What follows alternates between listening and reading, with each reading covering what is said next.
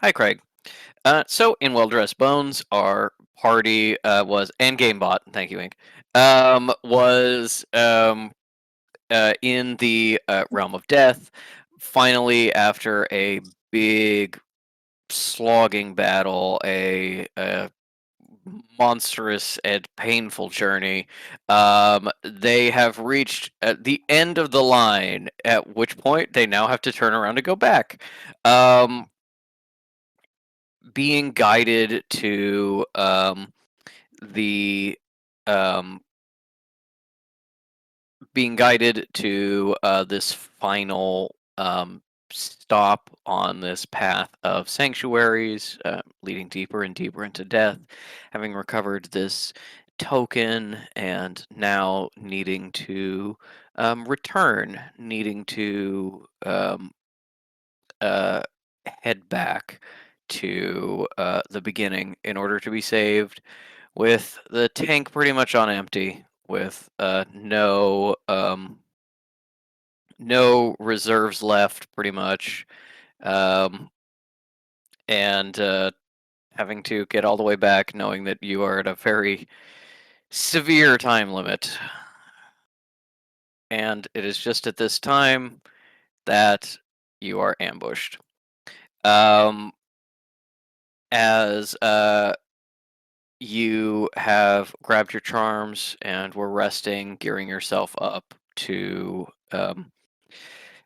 try and fight your way back. You were attacked by Abbot Tinnitus, Sister Tail, and Brother Anharkin, um, looking to stop you and your heresy, keep you from succeeding. And at the same time, or rather, not at the same time, because the difference between time passing in the death realm and the real world is not one to one. It has a kind of strange, elastic relationship. Fish has exited out of their astral projection of the death realm in order to try to help in other ways, and uh, and uh, as Fish has left, finding the temple and library in chaos, seemingly clerics fighting against each other, and the library fighting against all of them. Beliala doing something with Kekino's help previously, and Jamal somewhere that Fish is not sure. Um, Fish decided to deal with the threat of Sister Oss, who, under instructions from Abbot Tinnitus, was willing to sacrifice her own life to make sure that she assassinated um, Tail and Harkin should something happen to cause Tinnitus to not succeed. And regardless of success or failure, wait until it looked like it was likely that Cal and May would succeed and then kill them to keep them from succeeding. And after initially tricking Sister Oss, um, Fish has now been confronted after realizing that Oss does not actually remember that she was the assassin of the dead clerics that Cal and May were accused of killing, um, due to the fact that she was possessed by a remnant at the time, as Fish has discovered. And so now we start with our split combat. Fish and Kekino versus Sister Oss, while in the Death Realm, May and Cal versus Tinnitus and Harkin and Tail. And for the um, Death Realm people, the what you're seeing on the map is the sanctuary, which, as you recall, does not allow sort of combat between it. It is a safe zone where Kel has been feeling some strange connections, some reverberations of Elise's power here. And with that, we will start up.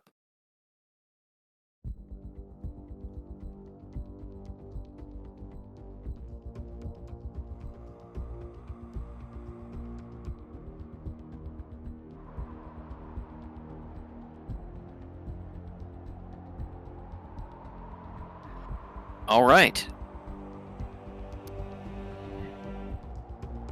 First up, we have May with Tinnitus on deck.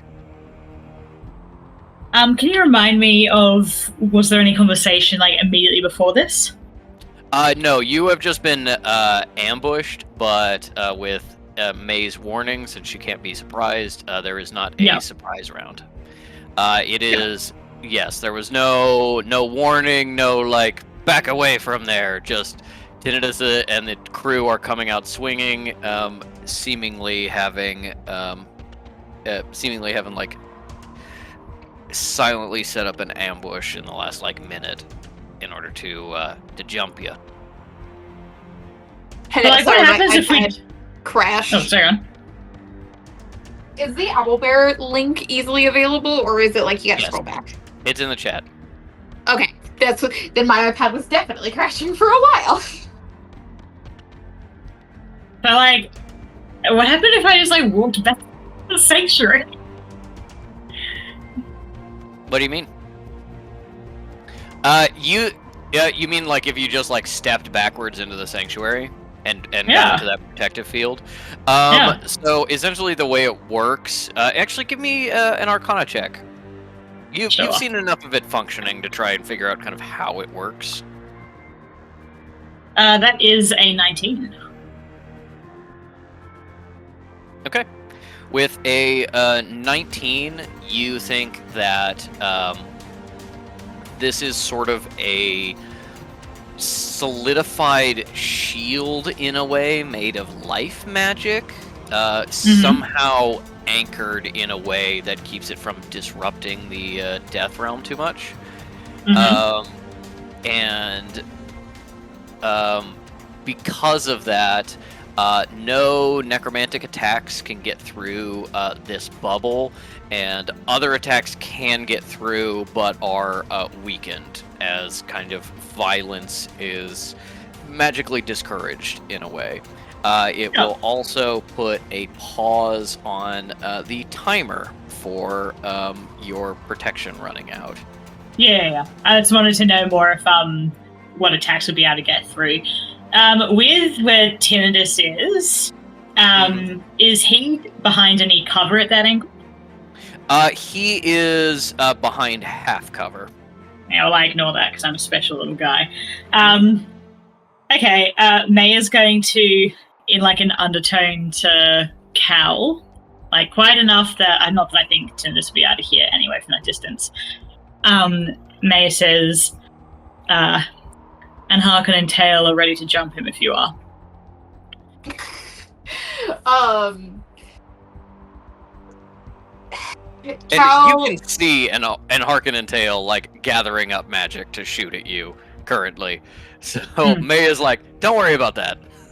And we can see that they have red circles to indicate enemy. Huh? I mean, May would have told Cal about the conversation she had with them. So Cal is going to say in an undertone, I don't possess your confidence, but I do feel confident that Tail will try to avoid hurting me. So she'll like shift over to like Tail like one-on-one. Okay. May is going to call out to Tinnitus and says, Dormammu, I've come to bargain. She says, she says, come now, cleric. 2 and 1 isn't quite fair. And hopes that the subtext being that like it's about to be 2 against you of your own team sort of deal. comes through to Tail and then Harkin. Give me a persuasion check. Actually, Okay. give me a persuasion check if you're trying to communicate to Talon and Harkin.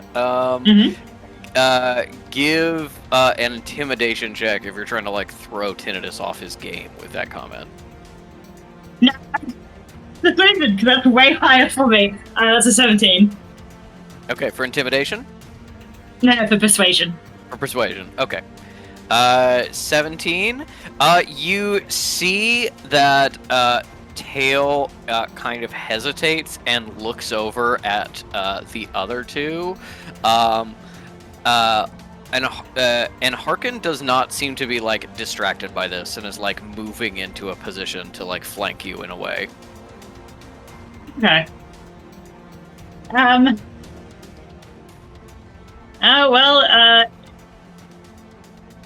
One last question.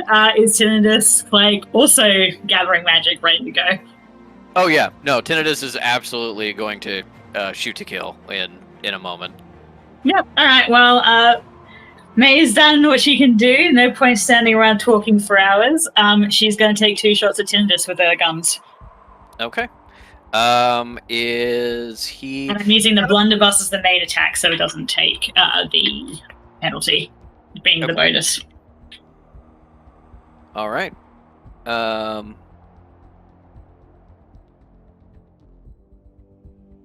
right. Okay, give me those 2 attack rolls. So you ignore the cover on both of them, I believe? Yeah, because I got the sharpshooter thing. Mhm. Yep. Okay. Let's do blunderbuss first. That is a 16 on the blunderbuss. Okay. 16 hits. And then I'll look for the version when it's light. Where is it? Go ahead and roll damage on the blunderbuss for me. Oh, okay. Well, now I've got to swap back to my other screen. Okay, let me get out my multiple dice for this one. We're all using multiple dice for everything. Yeah, you've gotten powerful enough now. Hang on. Yeah, he's within spread range. Hell yeah. Gonna blast this guy right up the ass. Okay. Sorry, give me a sec.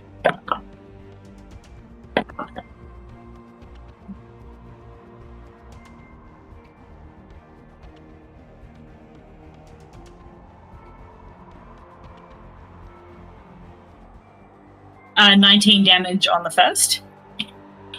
Okay. Now for the revolver.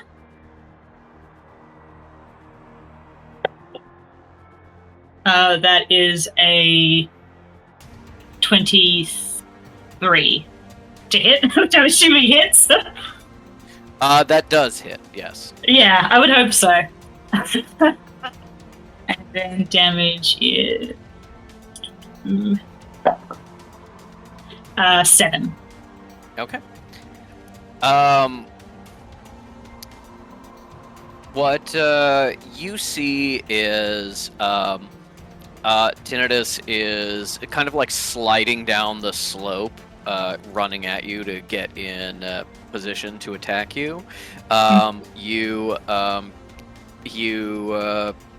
say that he's gonna potentially be outnumbered, and in that slight moment when he's distracted, you fire, and he kind of swings around behind a rock, using a shadow to push himself a little bit, but you definitely like clipped him pretty severely as he ducks into better cover. Yeah, he's he definitely got hurt doing that. Do you want to use your movement? Yeah, Maya's going to use her movement to step into the sanctuary. Okay. Further back, further back from the edge, if you please. What? Oh no, it's like It's like this is where the pillar is. Okay, yeah. Um, I learnt my lesson. yeah. No, we're not representing that in this fight just because that's too complicated to do. It's too complicated to do for the map. Yeah. All right, that is Tinnitus with Fish on deck, jumping over to the other battle. As Tail seems to hesitate and look at the others, and Harkin getting ready, moving into position, Tinnitus will strike. Sorry, quick question. Did Yep. you Google buff none? Did I Google buff none? I've been waiting for this conversation since I opened Owlbear early. So, hilarious thing, I did Google buff none. Nothing interesting came up. I Googled just none. This came up. This was an in ArtStation search none. Buff Thank you, none came up with ArtStation. buff none came up with nothing interesting. She's got the habit on and everything. Yeah. It's perfect. Yeah, and she had a big old sword that I edited out of the image. Mm. Some obscure Gideon the Ninth fan art, I guess. Yep. All right. So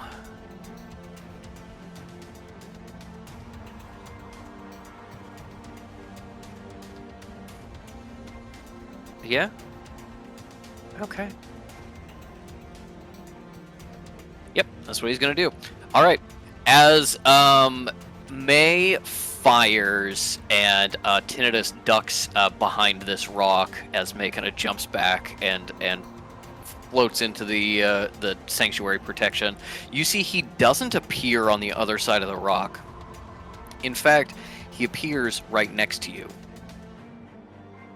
as he uses his Shadow Walk Burst ability, teleporting right here.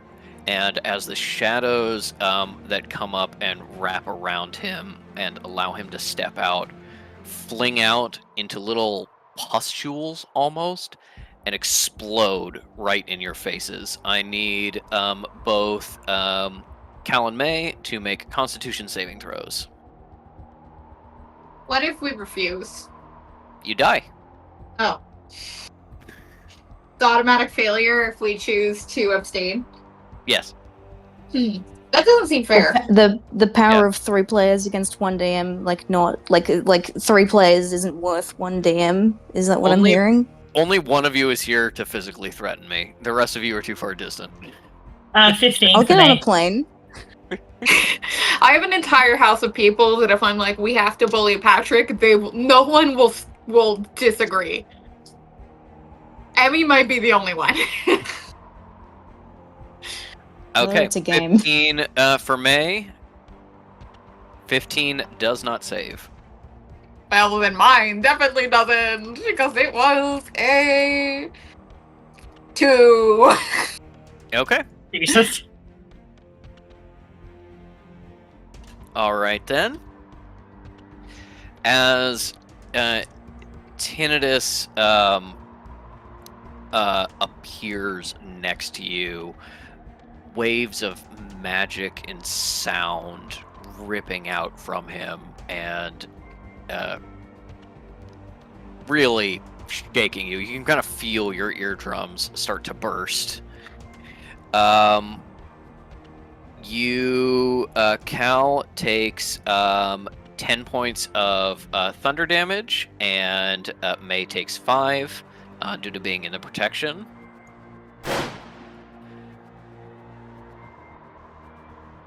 Then he is going to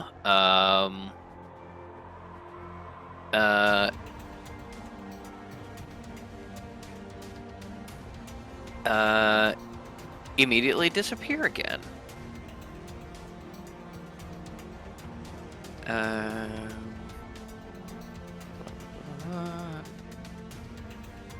Yep. Yep. Okay. Cool. Then he will do this as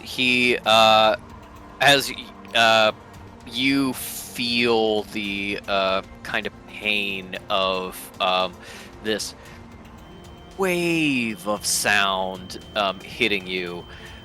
Your eyes start to water and you start to like lose vision for a second, and as you clear them, he is no longer there as the second huge wave of thunder hits you as he uses the Thunder Step ability.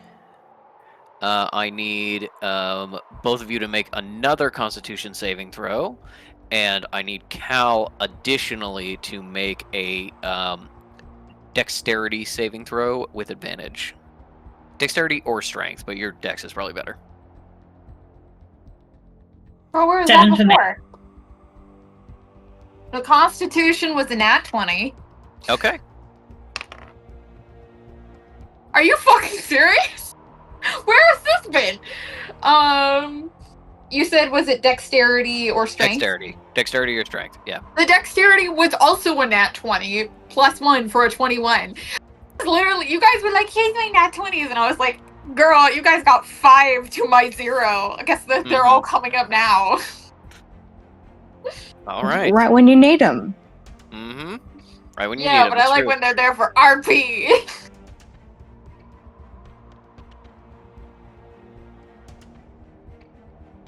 All right. That is...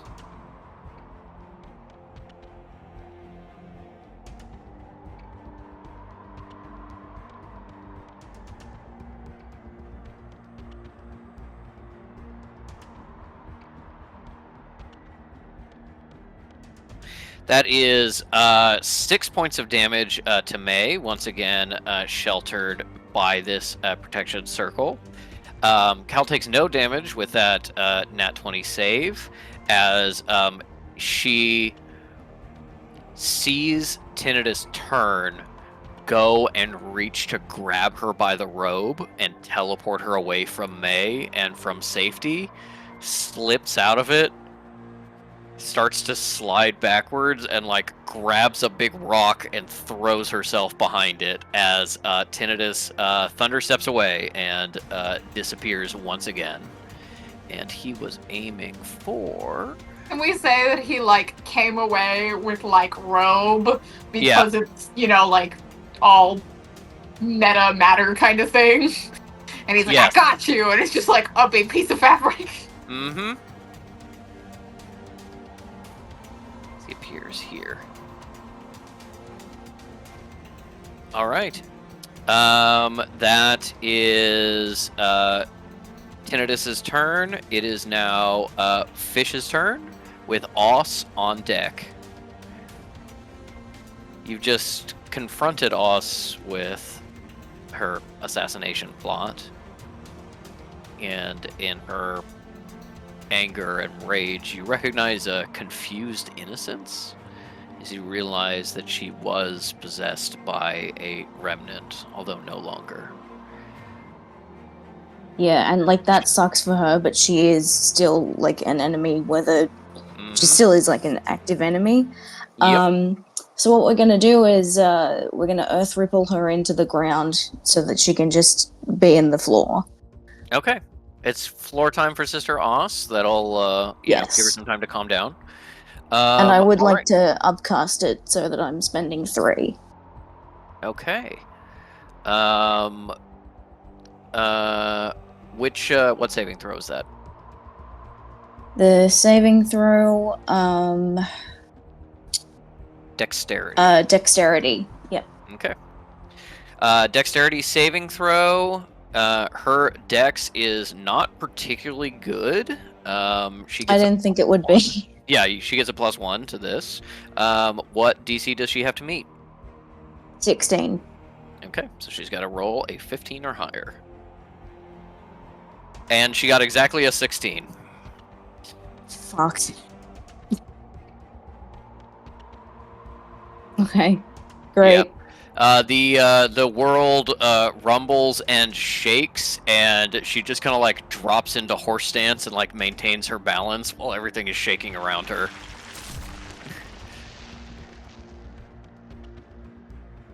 Okay. Okay.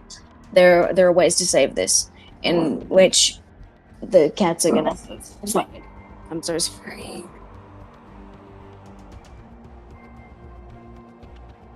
No, it's okay. They're setting the tone. Okay, we can try to trip her up regardless. So Fish, without like verbally saying so, but you know, mentally giving the instruction to Kekano, like go and like be under her feet like a cat, that is trying to do affection but might just trip you over to kill you and die. And Fish will shoot blasphemous darts. Hopefully, she trips over Kekano and then goes down on her ass. Okay. I like the idea of this actually killing her and being like, I'm sorry, Kekano. Yep. I used you as tool in a murder.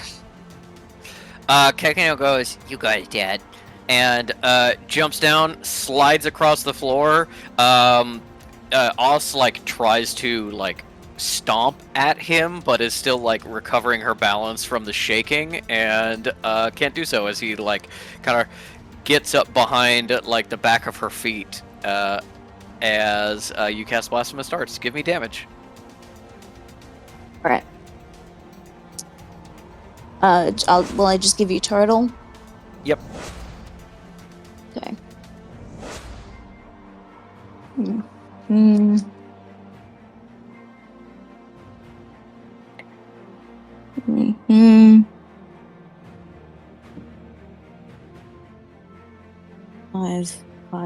13. All right, 13 damage. She the blasphemous darts take her kind of like high in the chest and shoulders, trying to overbalance her. But she like trips on Kekano a little bit, but manages to save herself, and in the process, like kind of like scoots Kekano down the hall a little bit, clearly trying to like attack him, but really just like pushing him, and he slides a little bit away. As she glares at you and says, "Can't trick me, false cleric."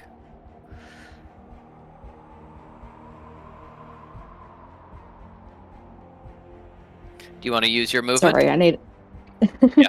just a second to think of a funny comeback to that one. Like, and they shrug. It's like, oh yeah. They shrug and go, oh yeah, it was obvious I was never a real necromancer. Anyway. I was gonna go for, actually, I'm ordained. No, fuck it. Like, I just really want to get her down on the ground. So, I probably can't do a shove, but like, can I just, like rush at her just to be like, yeah, you can get up in her face to kind of like prepare for next turn. Yeah, I would like to. Yes. Rush up, and then you had Kekano try to help you trip her up, and I did roll for that, so that is not no extra actions for Kekano, and now that is Oss's turn with Cow on deck. As Sister Oss braces herself as you charge at her, you can see a series of rings she's wearing on her finger, each inset with little bits of bone, start to glow with dark necromantic magic, and then grow a series of spikes, almost Wolverine-like, but more jagged and random, which you recognize as the injury pattern of your dead, not friends, associates maybe? Dead allies. As she gets ready to attack. She is going to take 2 swinging punches at you. Your AC is 13, yes? I think 14 actually. It's 14 now? Okay. Yes, it's 14. Yes.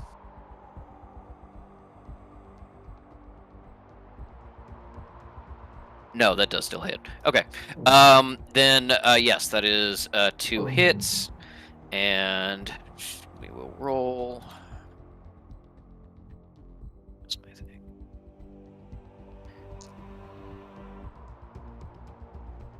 So she doesn't hit particularly hard, does she?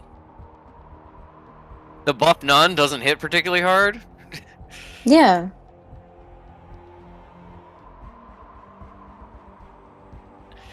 Okay, that is 9 damage on the first attack, and that is 6 damage on the second attack. As she just boom right up, you feel the spikes like extend in your injuries as they pierce deeply into your body. Alright. First attack.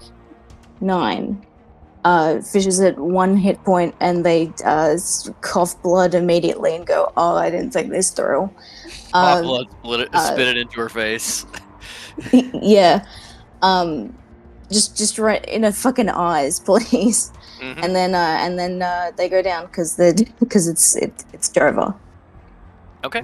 Any last things you want to try and accomplish as you're going down? Like try to reach out to anybody, try to dramatically try to get out a 17 stone and fumble it from your hand as you go unconscious, or It's just like, don't send Jamal, because if Jamal saves me, I want to die.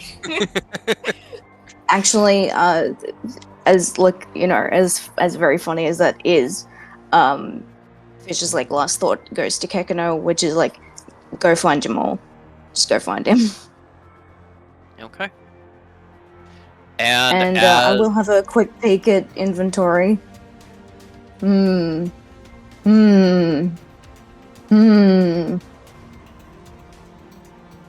I be holding the life jacket, like maybe in between attacks? Get to 1 HP and be like, hold on, I have a life gem. Hold on a second. Punch again. I don't think you can do it between her attacks. If Fish was smart enough to get the life gem accessible as they were charging. No, that never smart enough. Okay, then I think Kekano or whoever will have to fish it out of a pocket. Yeah. All right, then that is Cleric Oss's turn as you fall down. Instantly you hold your stomach and there's just a big splurt of blood all over the ground as you collapse, and as your vision starts to go a little dark, you see Oss turn around and start to hurry away, perhaps worried about being away from her post, perhaps wanting to begin the assassination, or at least to be ready in place for it when necessary. And with that, it is Cal's turn with Sister Tail and Harkin on deck. Cal is going to also move into the safe spot, by May, and say, if anyone wants to actually no, she'll say, if Fish or anyone else wants to miraculously come here to help and save May and I, would be greatly appreciated. And then throws up ball of shadows to hide. Okay. You're gonna do the darkness spell? No, we're not gonna say darkness because I don't think I have the spell points for it. It's a hide action. I'm just flavoring it. Okay. Got you. Okay, you got it. As you enter this sanctuary and call out for help, give me an Arcana or Religion check. Or no, actually, give me an instead of Religion, give me an Arcana or Persuasion check. That makes more sense flavor-wise. Girl, why would I do a fucking persuasion? I don't know. Maybe it has a different effect. If it was higher, I'd consider it. We'll do a 25 Arcana. Okay. As you duck in and say, you know, if anybody would like to offer some help, I'm open to it. You feel a little pulse at your back as you realize it's not that Elise is responding to you. It's that some innate connection between you, some sympathy, some bond between you and her magic recognizes that you are there, as it is sort of drawn towards you. You start to hear whispers at the edge of your hearing, lessons in necromancy, conversations with Tail, mortal voices, kids laughing, sounds of a sewing machine, different trips and adventures in time with Elise kind of on the edge of your hearing almost.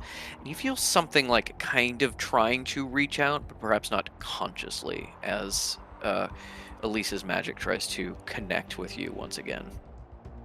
Al accepts. She says yes to the Facebook invite. All right. As you say yes to the Facebook invite, you feel something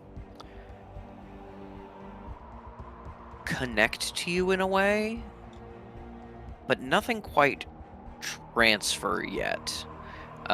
There's something that could happen, some potential of something happening that you don't yet know what it is. And you're going to use your bonus action to hide. Are you going to use your action for anything? Let's see. Tinnitus is, I think, still technically close enough to be able to, like, snipe with a shadow spear or something. But you would have to be outside the protective bubble to use necromantic magic. Let's do a dodge and a hide. Okay. A hide and a dodge. All right, give me that stealth check.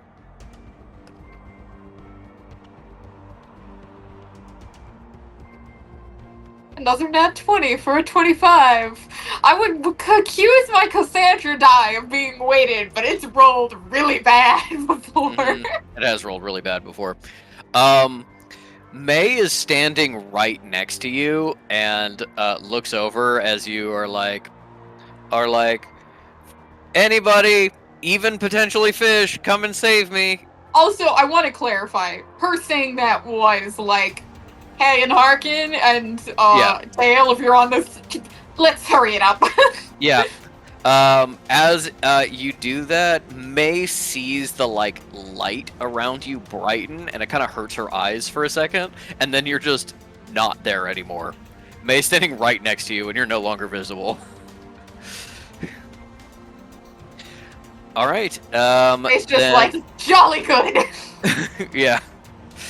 All right, then that is Tail and Harkin with top of the round and May on deck.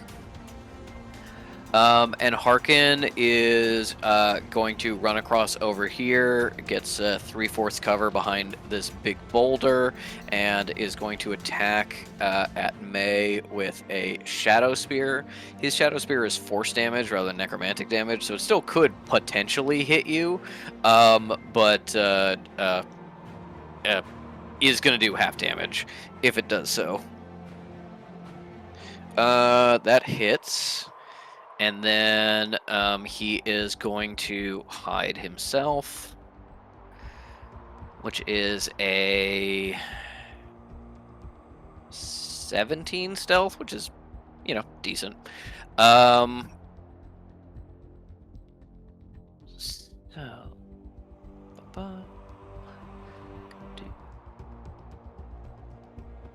this and this. Okay. May takes 7 points of damage from Enharken. Tail gets in position, is seeming to you looking around a little frantically for Cal to see where Cal went. Not like verbally responding to Cal's, invitation, but kind of being like, "Wait, no, where'd you go?" And moves a little farther down the ridge. Is going to attack May twice with 2 shadow spears. Yep. All right. She fires twice with 2 shadow spears right at May. Give me a perception check, May. 19. Okay. With a 19, both the shadow You spears were about to be shot. both of the shadow spears hit this barrier and are entirely blocked and disintegrate away as the sanctuary protects you from necromantic magic. You see in the moment before they do that while they were aimed at you, both of them would have probably missed you by about 5 feet. And you realize that she very purposely was like, "I'm fighting them! I'm fighting them! Look at me! You're too far away to tell I'm missing on purpose!" So at least Tail seems to be not committed to actually attacking and hurting you right now. All right, then that is the top of the round with May and Tinnitus on deck. Yep. May is going to step out from behind the shield and take 2 shots at Tinnitus again. Okay. Tinnitus is decently far now. You've got Use this knee. Shame I've got a bunch of perks, but let me ignore that. Yeah. Tinnitus is like, "Oh, she's not gonna get me from here," and May's like, "Yeah, bet, dickhead." Ow! How? Not even in my eye line. May's just like a really vague hope dot. that one day. I really hope that one day. No, you go, Mooney. No, wait. I need a second to build the joke. Go ahead, Ish. Okay. I really hope that May one day gets a doesn't miss condition like blasphemous darts and Can you uses imagine? it for yeah, and uses it for shooting someone across a fucking football field. Tinnitus goes. All right, Mooney. Thank you. All right, I'm ready. Tinnitus goes, "At least I'm safe inside my mind." And May goes, "Mental overload." Yeah, literally. Well, one of the things is that I could actually enchant both weapons to do psychic damage instead of force. Can you imagine getting shot by psychic damage? Yeah. Yeah. That's Okay. it's the I thought you'd equivalent of. appreciate my rare Simpsons ref. Mm-hmm. It's an equivalent of one of those old school screamer games. You get shot and just instantly there's like a demon screaming in your head. Yeah. Oh, I just remembered that, the little maze that you're supposed to drag your mouse through and the classic one. Oh, Yep. beautiful. All right, give me those 2 attack rolls on Tinnitus. Tinnitus has 3/4 cover because of where he ducked behind, That's cute for him. which you can ignore within how many feet? Let me find the thing. I so rarely have to look it up because we don't usually do big. Yeah. Usually you're Yeah. attacking a lot closer. So short and long ranges are increased by 50 feet. Yeah. Oh, I it's tell you, the within other 30 feet that I within ignore. 30 feet of you. Okay. Yeah. So he does have the bonus from cover for these longer shots. Okay. Well, good luck to him. Okay. That is a 19 for the blunderbuss, Okay. and then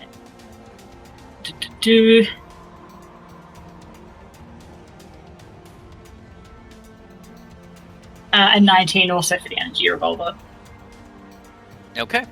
As you fire off both times,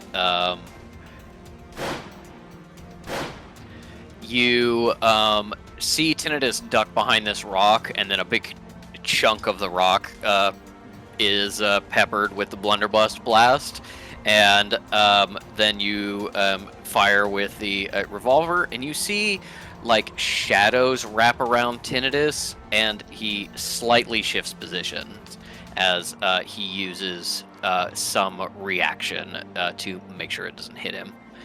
Yeah, good. As long as the fear of God is in him, to know that he is not. As long as he's keeping his distance. Yeah. Okay, you still have movement if you want to go back into your little shield. Yeah. And May will go. Oh no, never mind. May will go as far back as she can. In the shield, and then kind of gets a very fucking meaningful look at Anne Harkin, like, dude, what the fuck? I mean, you're looking like where you think he is, because he yeah. is like. Oh, okay, well, if he's not there, don't worry about it. Yeah. You saw where he went, but he is in hiding. Your passive perception is not quite high enough to see him, although you're kind of like, I know you're behind that rock. You know, there's nowhere you could have gotten to that is not right behind that rock. But as you duck back into the sanctuary, with your very high passive perception, you do see that the little on the sanctuary stone is this little patch from where you and Cal and Fish tried to take your little medallions. There's also a spot where one is missing, close to where Tinnitus teleported in. Fuck's sake. Yeah, what's Megan to do about it? All right, that is Tinnitus's turn with Fish on deck. All right.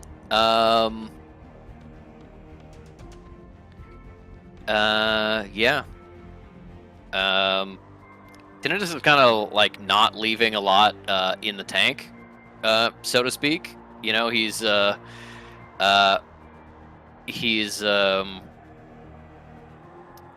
really wants to kill you guys because you got way farther than he thought you should. He is going to move a bit closer up the hill here and fire out a shadow spear at, well, he can't see Cal, so it's going to be May. It would have been Cal. May doesn't piss him off nearly as much as Cal does, but is going to shoot that out at May. I guess I could give a perception check, just see if he can see Cal. He's got pretty good perception, but it's really unlikely. Yeah, that doesn't happen. Okay. Definitely aims at May. Then he is going to do his Shadow Spear, which is a 12 to hit. Sorry, is that against armor?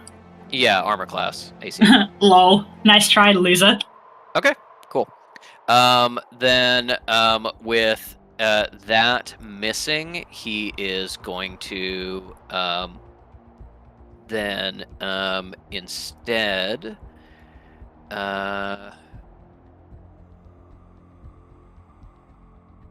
God, really wants to do that, but he's not going to. He does have the ability to shatter the sanctuary stone and take away like that protection for you. That's such a huge level of blasphemy. I don't think he has even remotely reached the rage required to do that. Yeah, so instead he is going to be sick of the two of you ducking in and out. So he is going to use his concussive field spell. I need.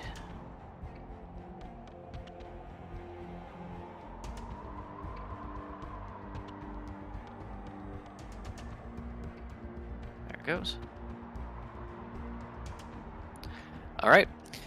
He creates a concussive field. The ground around you starts boiling with shadows, and they all seem to be growing little, like, thick heads of magic, creating a little vacuum inside before bursting in an explosion of sound.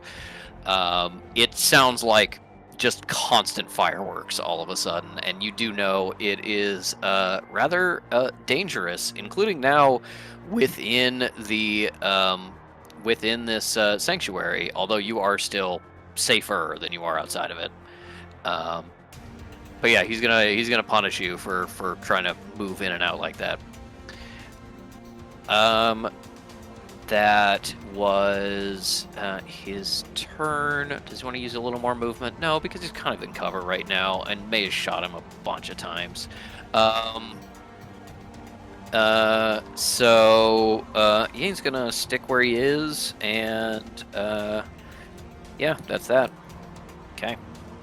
He's clearly using a lot of his spell points on you right out the bat. That is Fish's turn with Oss on deck. Please roll me a death saving throw and send it to me in the chat.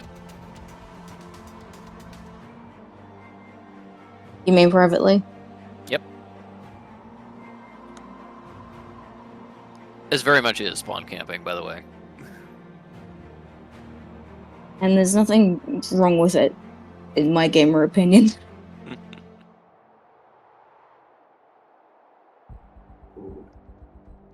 Okay. That is then going to be Kekino's turn with Cleric Oss on deck. You want Kekino to go and find Jamal and bring him here, or help Jamal?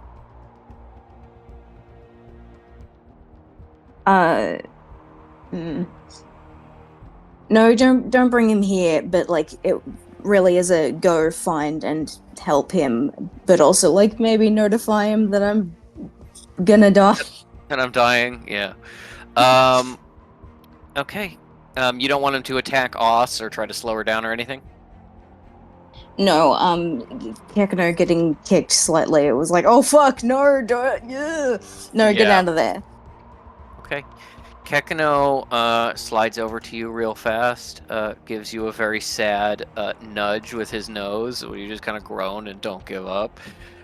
He goes, okay, I've got to listen to Dad, and is gonna start heading away and out. That is going to be... Oh, actually, he can use his action to move too, because he's not doing anything. So that is going to actually get him down to here. That is Cleric Oss's turn with Cal on deck. Oss is going to head around this corner and disappear from your view as you kind of fade into unconsciousness. Who knows what she's doing now? And she had to go to the bathroom. Yeah, that's why she's here.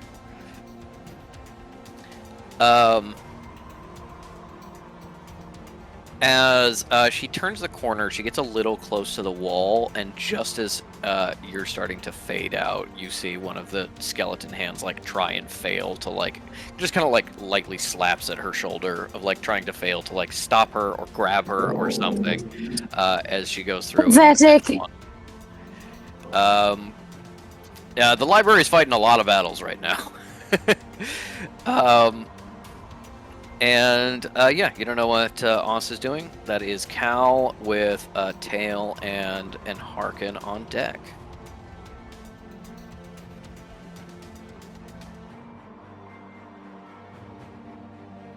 Cal is going to good lucking. Cal Yeah. is going to reach out to that connection. Okay. It would be my action. Okay. You'll use your action to reach out to that connection. Mhm. All right then.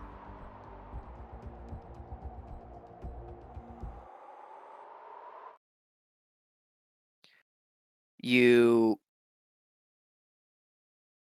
sliding through stealth, press your hand against the stone and feel this desire, this pull,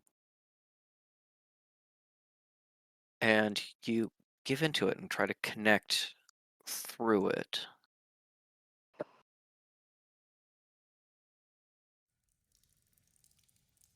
And you open your eyes, see a number of other small children, a blackboard with some very rudimentary necromantic formulas. You can look at it now and see the simplicity of it, the way this is the most basic version of teaching this, and therefore not wholly accurate. And you see a much younger looking cleric and Harkin um, pointing at the board and teaching you and the other children.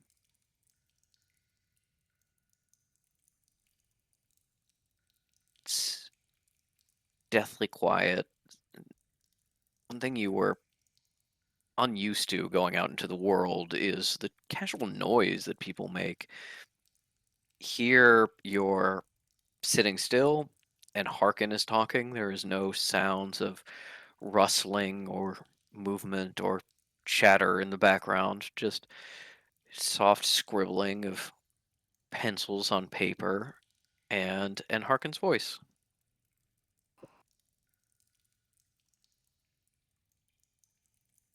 What do you do in this moment? What are you thinking? What are you feeling? What are you trying to achieve?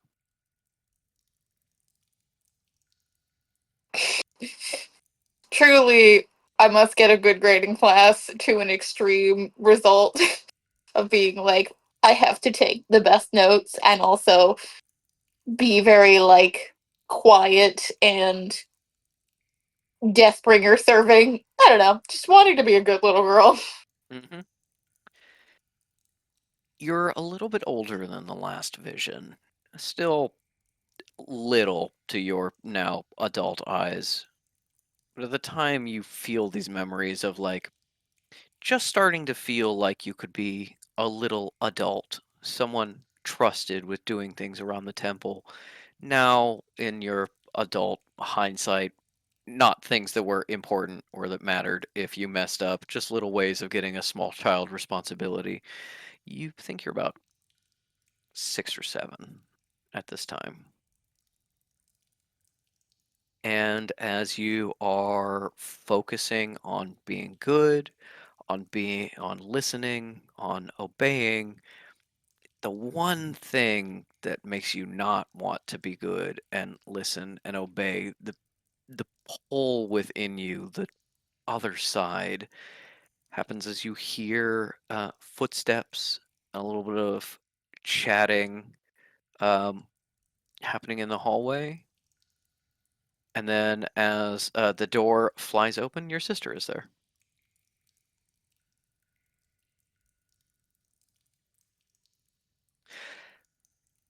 Hey, brother, just uh, taking little worm for one of our walks. Anyway, I'll see you. Doesn't wait for an answer, just comes in, scoops you off the floor, and carries you out. You feel like you're too old to be carried, but she does it anyway. And your sister is here, and you love her.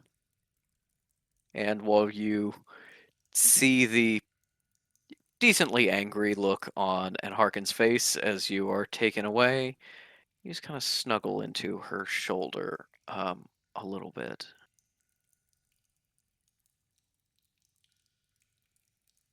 As you Cal says, "This is more of a carry than a walk."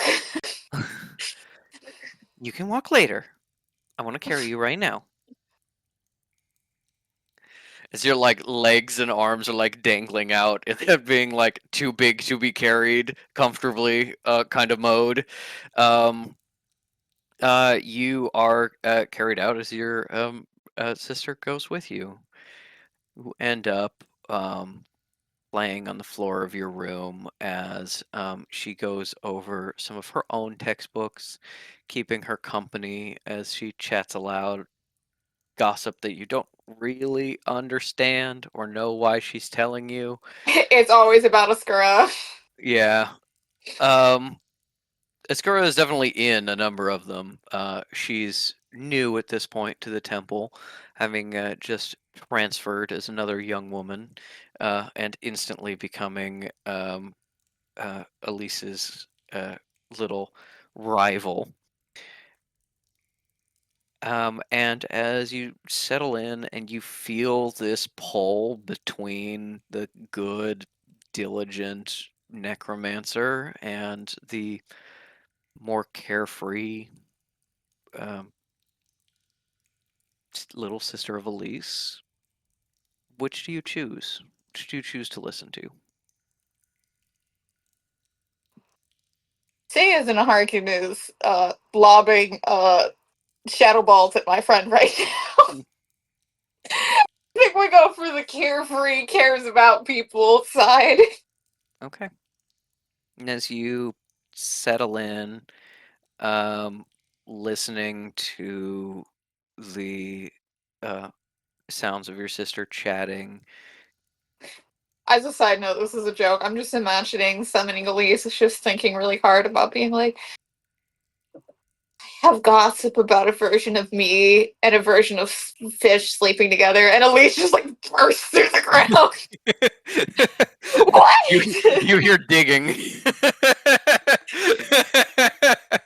um, At least running down the Death Realm freeway. yes, very true. Um, as you feel yourself settle back, Elise's gossip starting to slowly lose cohesion. It turns into a murmur. You feel safe and comforted, and you think maybe it's not as important to be the best as you drift into a little nap on the floor of your room. And in that moment, before you open your eyes, you hear, Callie? Before you open your eyes and find yourself here again in the realm of death.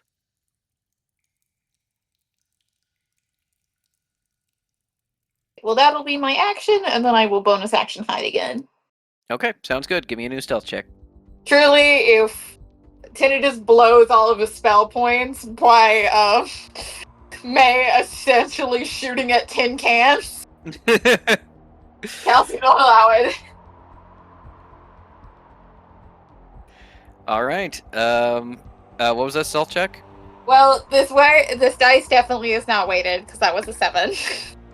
A 7 total? Yeah. Okay. Well, you're certainly not invisible anymore. I think that you have like reached out to this this statue, this spire of carved marble coming out of the ground, and you've kind of like hidden behind it in that you've kind of slumped against it and have like shifted so you're not in direct view, but you can still be seen from pretty much every other angle. That is going to be Harkin and Tail with the top of the round and May on deck.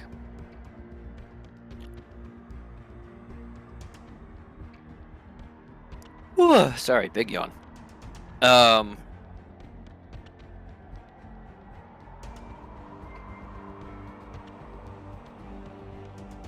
Yeah, I forgot I need to put a concentration circle on Tinnitus. Okay, cool.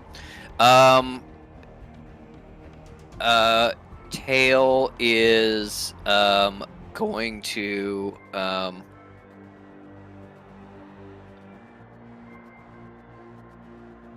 Yeah. Tail is going to cast black tentacles on the area around the sanctuary. That is a 20-foot square, so it pretty much just covers the sanctuary area. The black tentacles writhe and curl around the outside of the sanctuary, but cannot penetrate it as it is necromantic damage. You know this spell, you're familiar with it, Cal has done it.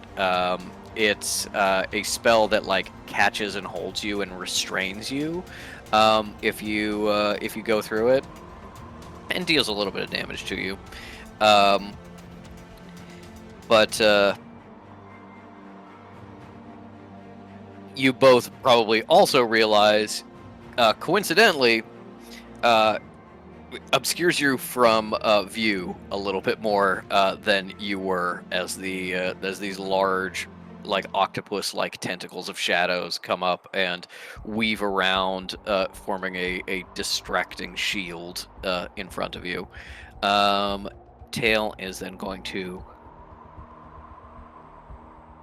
slide down this cliff face, almost trip, but save herself, and then hide in this cave with a natural 2 for a total of 5 stealth.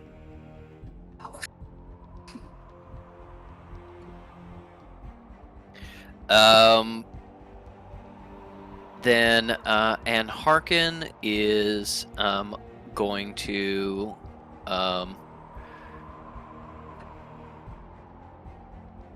out of stealth, move down here.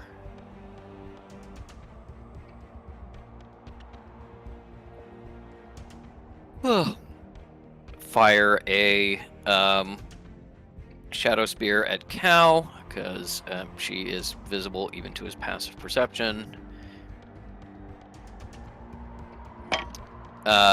And misses, striking the rock above her.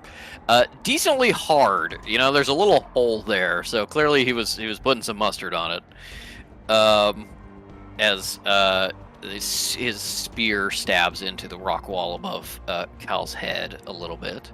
And then he is going to hide again as well. That is a 17, so not terrible.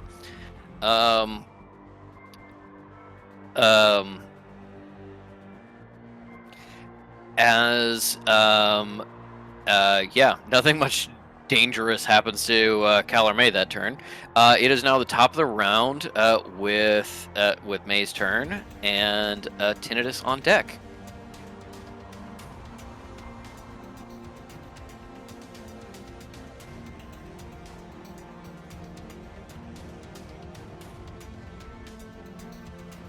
Ellie, what do you want me to do?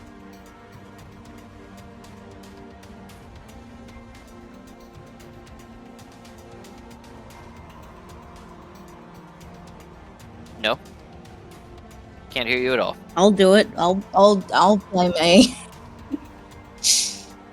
And get her killed immediately, of course. That's the threat, Ellie. You gotta figure out your tech shit fast, otherwise Ink's gonna play May. No, You're we gonna go can't see hear what you. kind of creatures live in these caves. Can you guys hear me now? Yes. Yeah, I can hear That you. was really weird. Okay, anyway, so explain to me how this spell Tinnitus did is going to affect us in the bubble if it's... Didn't you say it was shadows? Like it's necromancy magic? It is, so Tinnitus does thunder damage, which does Oh, okay, sorry. get through the shield just with half damage. Yep. So can I not simply step outside of the square? Or is that going to make me vulnerable? Like, is that part of the issue? You can absolutely move. You don't know what the spell is going to do. It hasn't done anything to you yet, so it's possible moving would trigger something, but you don't know. Can I get a free perception check? Yeah.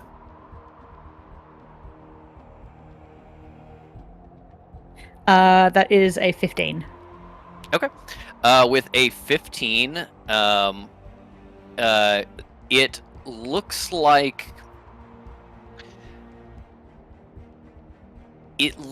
the attack is currently happening, and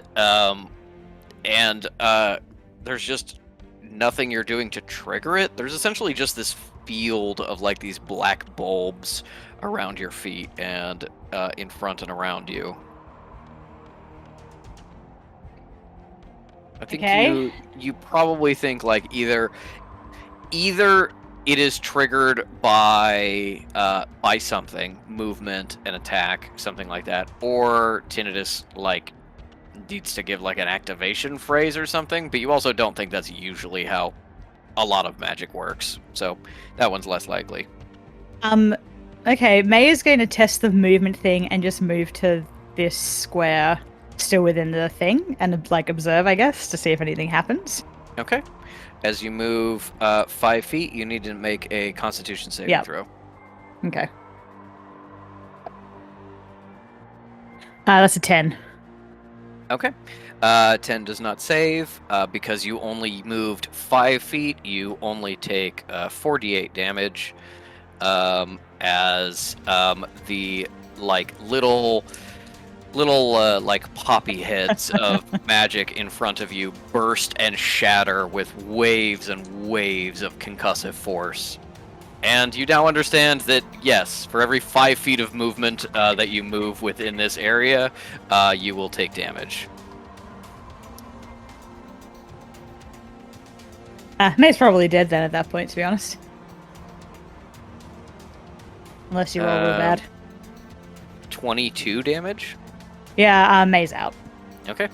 May drops. At least Cal knows now not to move. Yeah. Cal knows now not to move. Yeah. Yes, no, it was, he specifically wanted to use a spell that was going to sort of punish you for, like, ducking in and out of the protection. So, yeah, he made one that's triggered by movement, which a fair amount of thunder-based spells are. Okay, that is Tinnitus's turn with Fish on deck. But first, I have to roll something. Okay, not quite then. Guys, we're doing so good. Yeah, you guys are doing great. Tinnitus is going to move and then do a dash as a bonus action to get up to here. Sees that May has gone down and is therefore less afraid of her gun. You know, still watching her, still could be a bluff, but is willing to approach closer. And as Cal looks up at him, still shaking off this vision, he says that genuinely, that was his biggest spell. The concussive field is the biggest spell. That's what used all of his spell points. Yeah, it's very powerful. Tinnitus looks at you with anger and says, "Such a disappointment. And I need you to make another Constitution saving throw."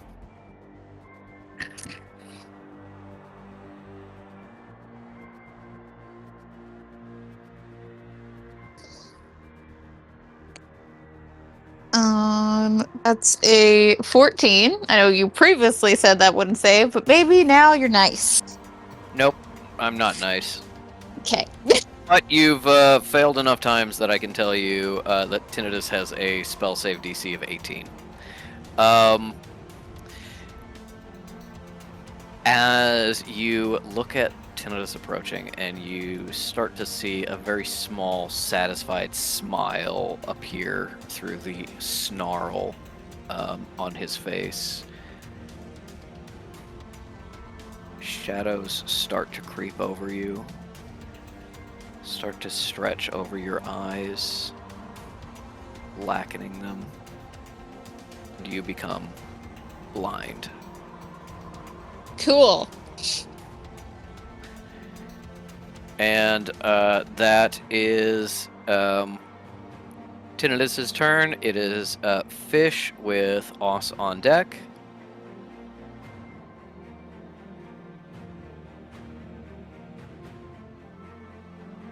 Shall roll again? And send it to me. Yes. I have to take my gloves off in order to do this properly, so I hope you appreciate the sacrifice I'm making. Is it that cold in your house? It's just that cold right now. Jeez. Oh my god.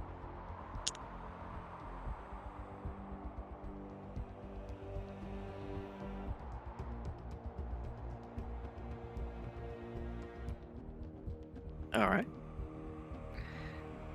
Interesting.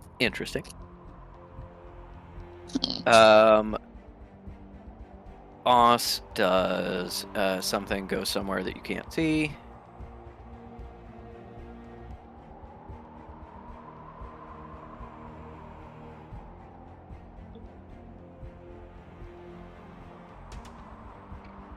She's right here. Okay, cool.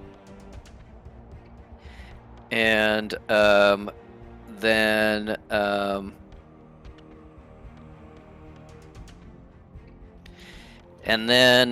that is going to be Cal with Tail and Harkin on deck.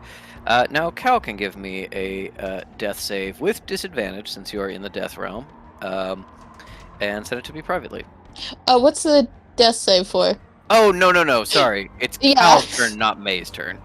May's turn is coming up. Okay. I was like... Yeah. Cal, you're blind. You're blind. You watched May go down. You know you're in a field of grenades, essentially. What do you do? Kel's still in the safety circle, right? Yeah.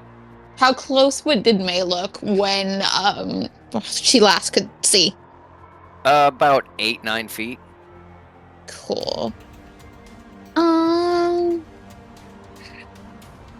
What's the reach on Mage Hand? Yeah.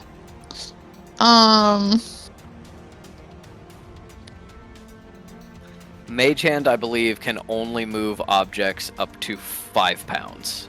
10 pounds, but 10 pounds. I was thinking that it would at least like get me range.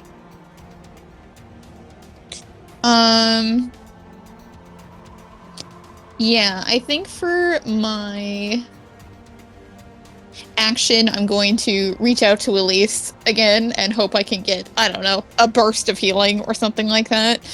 Okay. Is there any way that... Actually, you know what? Let's start here. Can I do an Arcana check if there's any way that I think I could dismiss all this on myself? Could I heal myself? Could I try to de-goop my eyes? Do they have my special brand? They don't have your special brand. There is some healing magics that can heal what has happened to you, but none that you know and have abilities with. Elise could probably heal you. Any kind of medic could heal you. It's functionally like a lesser restoration for that, or until the spell ends. So anyone with like some, even not very much medical training, magical medical training would be able to help you. Even possibly, as much as it maybe galls you to think about it, even possibly like Sinner, if he was here, may have just enough like combat medicine experience to be able to heal you. Gross. And but nothing that you can do to yourself in this moment. But you know that May is not too far out of reach. I did know that, actually. It's very funny. It's also very funny because I'm pretty sure it's the only time he's had like a voice acting performance that he actually like tried on. Yeah,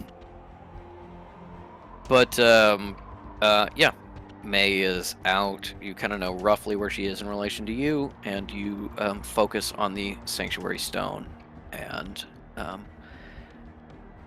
put all of your focus on that.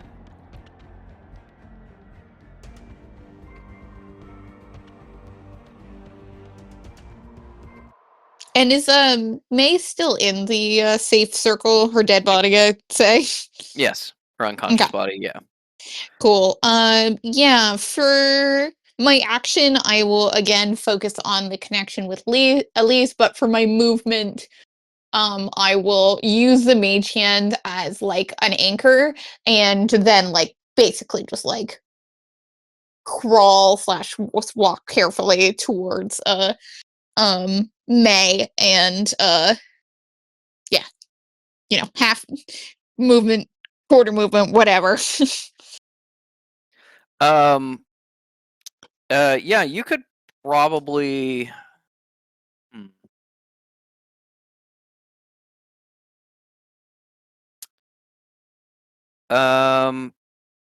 You don't have any healing spells that are bonus action, do you?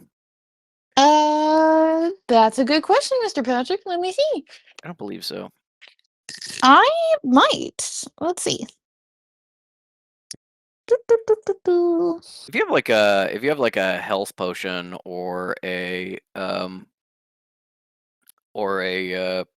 life gem, you could use that with a bonus action. No, because you're not doing it to yourself. You're doing it to someone else. That requires a full action. Let's see.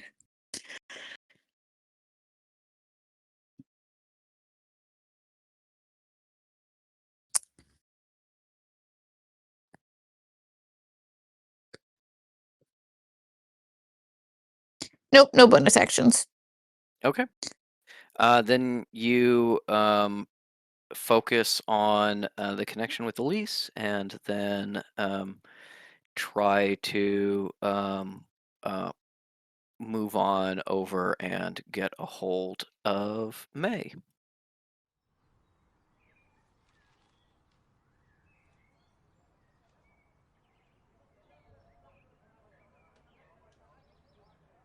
Yeah, It's and then we'll do a bonus action hide, and if we can, flavor that so like that gets thing. Yeah, I wish I had a resurrection ability to get spell points back. I don't.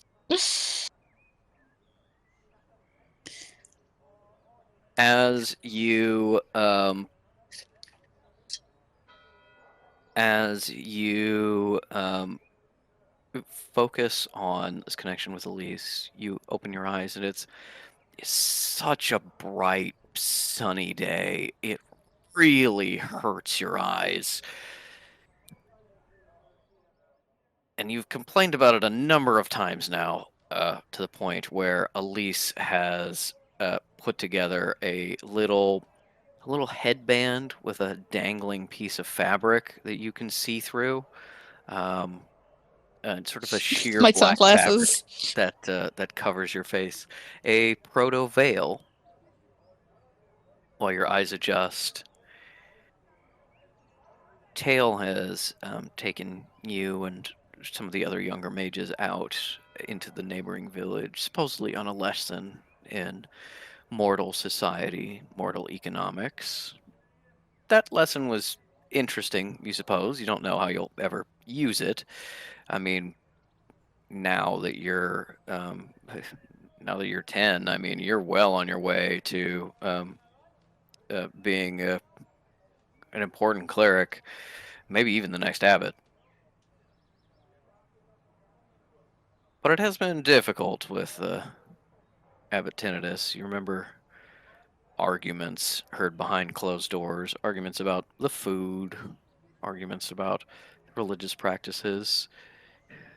You heard Tail say something about 6 prayers a day in the chapel rather than just the 2 you do regularly. I mean, it's nice, but. And so you're out here in the village looking at mortals. And Elise is accompanying you, and Askira.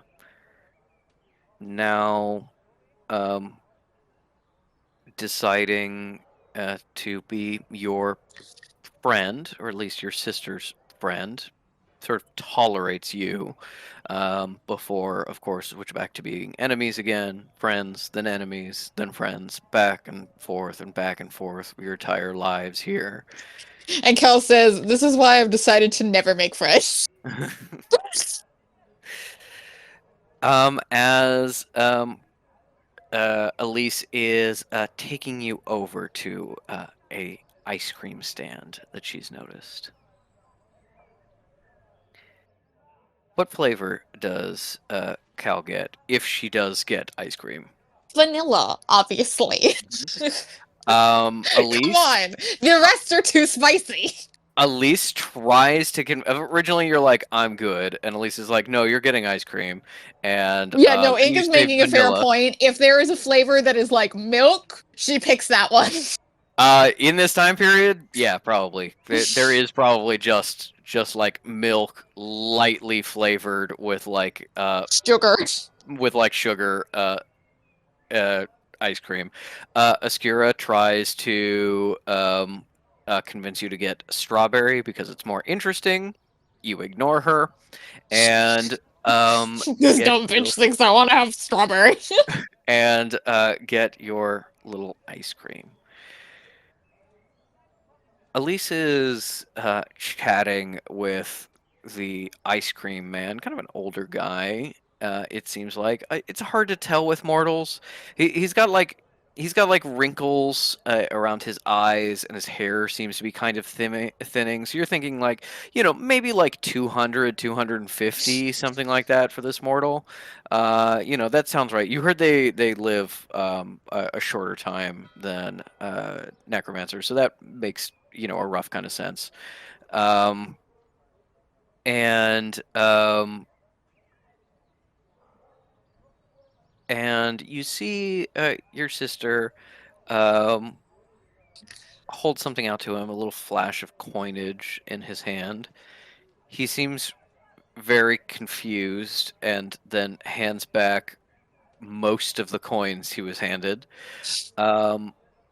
As your sister has bought you ice cream using a little bit, tiny amount of the outside funds that you were given to give you some ice cream on this very hot and bright day. And as Oscura tries to convince you to head over to a group of neighborhood kids that are playing some sort of stick game, maybe. You don't know, again, what mortals do. But as she tries to convince you both to head over, you shake your head, and Elise puts a hand on your shoulder and says, "No, you go. I think we'll just sit here." And guides you over to a shady spot, a little bench by a wall. You can just see a small garden in front of you as you eat your ice cream. Your sister is tense. You want her to have a good day. She's been struggling with something recently. And so you want to be good and not a bother, but here she is, making things for you, paying for you, taking care of you, and you know that she wants to go over and play with these kids, at least chat with them. There's boys over there, which you assume are attractive for mortals, you guess. You don't know. Was the ice cream man attractive? Is that why she gave extra money? You're not really sure what the criteria is. Elise just talks about cute boys sometimes, and last time you said, I suppose his facial features are pleasantly symmetrical, and she laughed at you. So that's not what you're gonna say this time. But you're gonna learn if you just wait and you just observe for long enough, you will figure everything out entirely on your own without ever having to ask anybody.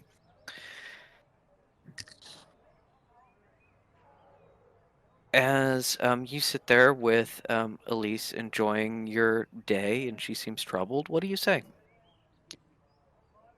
Um,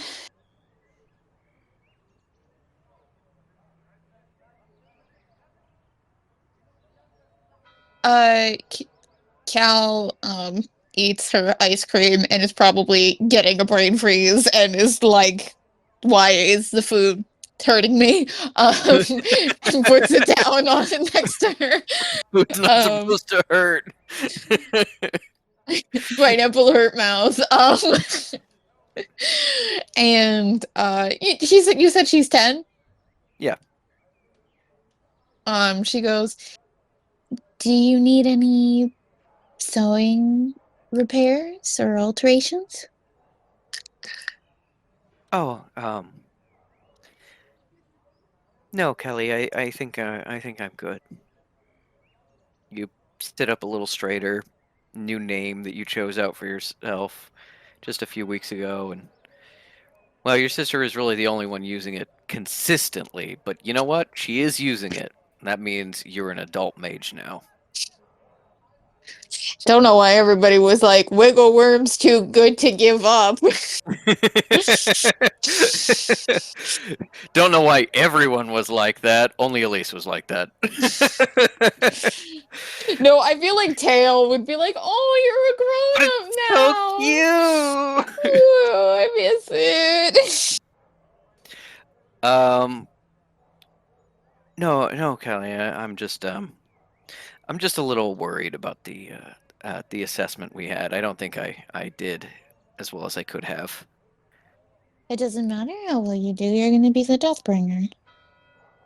Yes, no, that's thank you. I think so too. But I don't know. I feel like if I was the Deathbringer, it should be easier. Things should be a little easier. Well, you But what always about said it was going to be a boring story if our savior just had everything come easily. yeah, yeah. No, that's true. Um, anyway, how are your lessons going? Any big updates? They're going well. Only. Hi. And Harkin is trying to get me to focus on more combat, but I don't want to do any of them. It's not like I'm going to be doing much fighting, besides, I guess, occasionally helping defend you. I want to be. No one, I mean, and I don't really think anybody's going to try and touch you. I want to be focusing on research for the world we'll live in and all of that things in the future and helping you. She kneels at the bench next to you and kind of puts a hand on your knee and gives it a little squeeze and says, "That sounds great. And I know you're going to come up with just such smart decisions, such smart changes, make everything better." Very solemnly with a 10-year-old face goes, "I know you need me. Yes. Yes, of You're course. too impulsive." Well, I wouldn't say that. I would say I'm actually the right amount of impulsive, actually. So, um, but I uh, heard the abbot say that girl is so reckless, she's going to get us all killed prematurely before she can even come to her power. As a quote. well, you shouldn't listen to Abbot Tinnitus, and maybe I will have a talk with him later about what are appropriate things to say about me, because that is simply not true, and how dare he? And oh nope, we're having fun today. I'm not gonna run back to the temple. We're gonna And what I was gonna say was, there's a lot of bad things happening right now. A lot of people getting hurt. So I understand why, and Harkin wants you to focus on some combat. I think maybe if you just can work on your shadow spear a little bit, just a little bit better, that would satisfy him, and then you can do all the research you want. Just, make him happy, and then he'll stop. I don't think Hawkins really ever happy, but alright. I saw him happy the other day, interestingly. He got a letter that seemed to make him smile. Did you read it? No, of course not, Callie. Did you? He put it in his room and he locked it. It's in his locked chest. No, okay, I tried, all right? The He's changed it since last time. It's got a revolving spike trap on it that is proving a little more difficult to crack than I thought it would be, and I just kind of saw the outside and I saw who it's from before he put it away. Is that why you're being nice to Sister Scar again? Well, I mean, uh, it was from that temple in Germany, and they were thinking like, oh, we need some more people, and I think I guess Askira's fine. It's if she was the worst, other temples wouldn't want them, and of course if she was the best, like me, and like you, they would want us to stay here. But she's fine, so I'm sure they just kind of want her to be one of their new mages, maybe. And so it doesn't hurt to be nice to her if she's going to be leaving.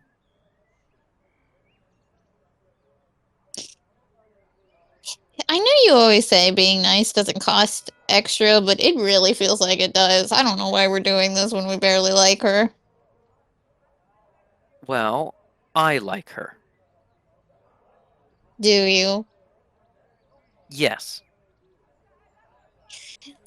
Yesterday you said her new hair looks like a skunk. It does look like a skunk. That is just, I mean, if you like someone, it is important to comment on their looks and the way they maintain themselves so that they know if something looks bad. Alright. Okay, you finish your ice cream? Cal tests to see if it's less cold now. It has started to melt, so it has gotten soupy. Yes, excellent. Just like she likes it. Yes, food should not be extreme temperatures. It should be exactly the temperature it is after it's been sitting in a room for a long time. Food shouldn't hurt you if it's too cold or it's too hot. That's why everything should be room temperature.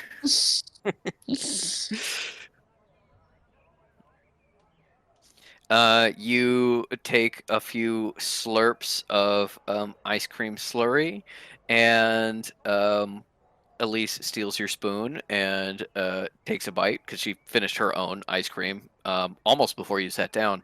Um, as as you hear some others calling for Elise, she says, "Come on, let's go." And even though they weren't calling for you, you two are an item. You're always going to be together. And as the vision starts to fade and you feel so fucking warm, still like overheating in Cal a goes room way temperature only. in a way that shouldn't be. For you open your eyes and you're in death, where it is never warm or cold. And as you crawl over to May, finding yourself kind of at her position. You don't remember moving. You feel this heat and know that it's magic somehow, that you can do something with it. Your hands are on May. What do you do? Yeah, so I've reached May. I have this connection. I have this warmth. Mm-hmm.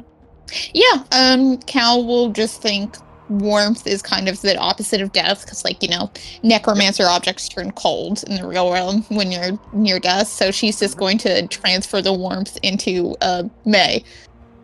Okay.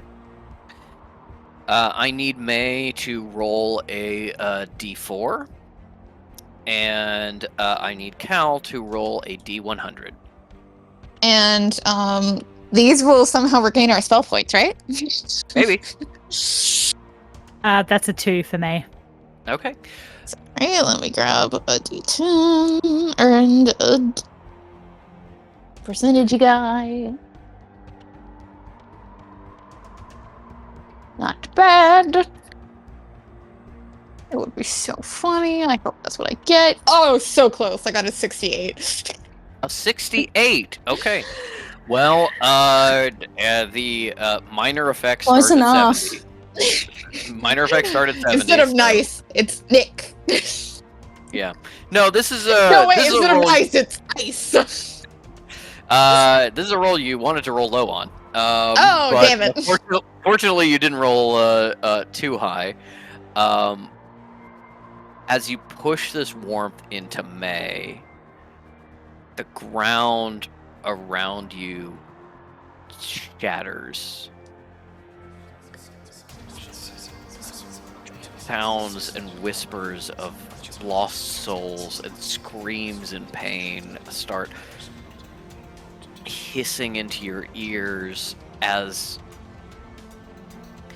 this energy is released from you, most of it spearing into the ground, some of it flowing into the barrier around you, and a little bit getting into May and sticking. Something resisting this power, this bleed of energy given to you. But as the ground shakes and quakes and the rocks around you crack, May opens her eyes with 2 health points as Elise has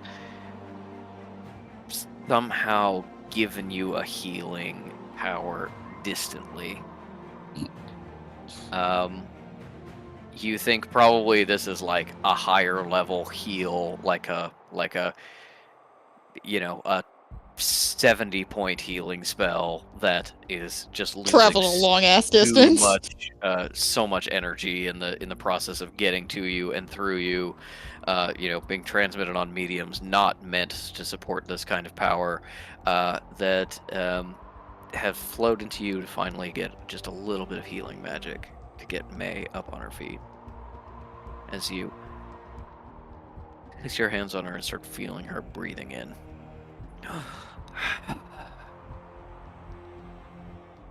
Deeper and awake and knowing that she's okay.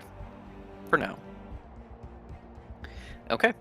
That is the end of Cal's turn. It is now Tail and Harkin with the top of the round and now awake May on deck. Okay, let's do a luck check on Tail to see if there's anything in that cave. Okay. You're blind, but you just hear sounds of combat coming from the cave. As she takes her entire turn trying to fight off what is in there. Yes, at least on my screen, there are 5 Mays having joined.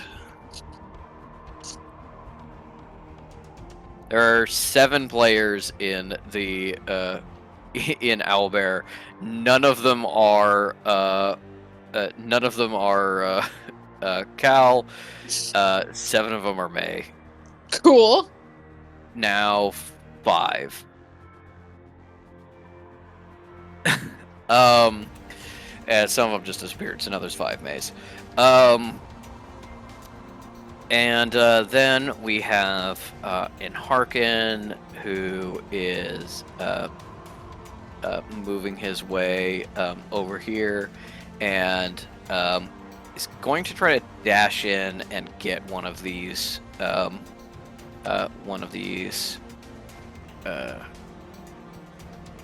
markers, and he does. Before running away. May is now technically awake and alive, just prone, so you can take an attack of opportunity on him, just with disadvantage if you want. Just do like a whip attack or something. It's like, I waited Nah. long enough for you, bitch. No. Okay. Then you see him kind of like consider you and maybe give you the ever so slightly smallest nod as he heads away. Good. Took him long enough.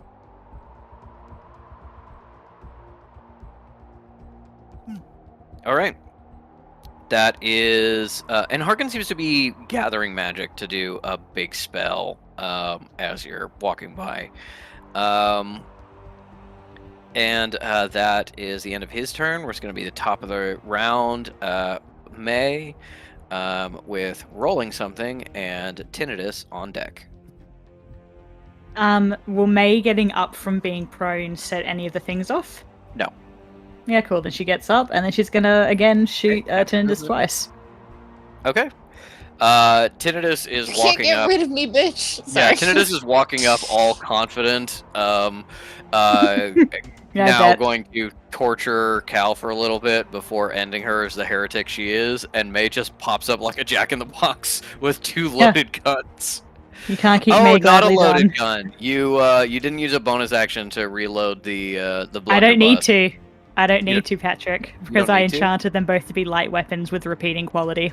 You're right, you Mhm. did. Okay. I go can ahead load and- walloping if I want, but yeah. Go ahead and take those 2 attacks then.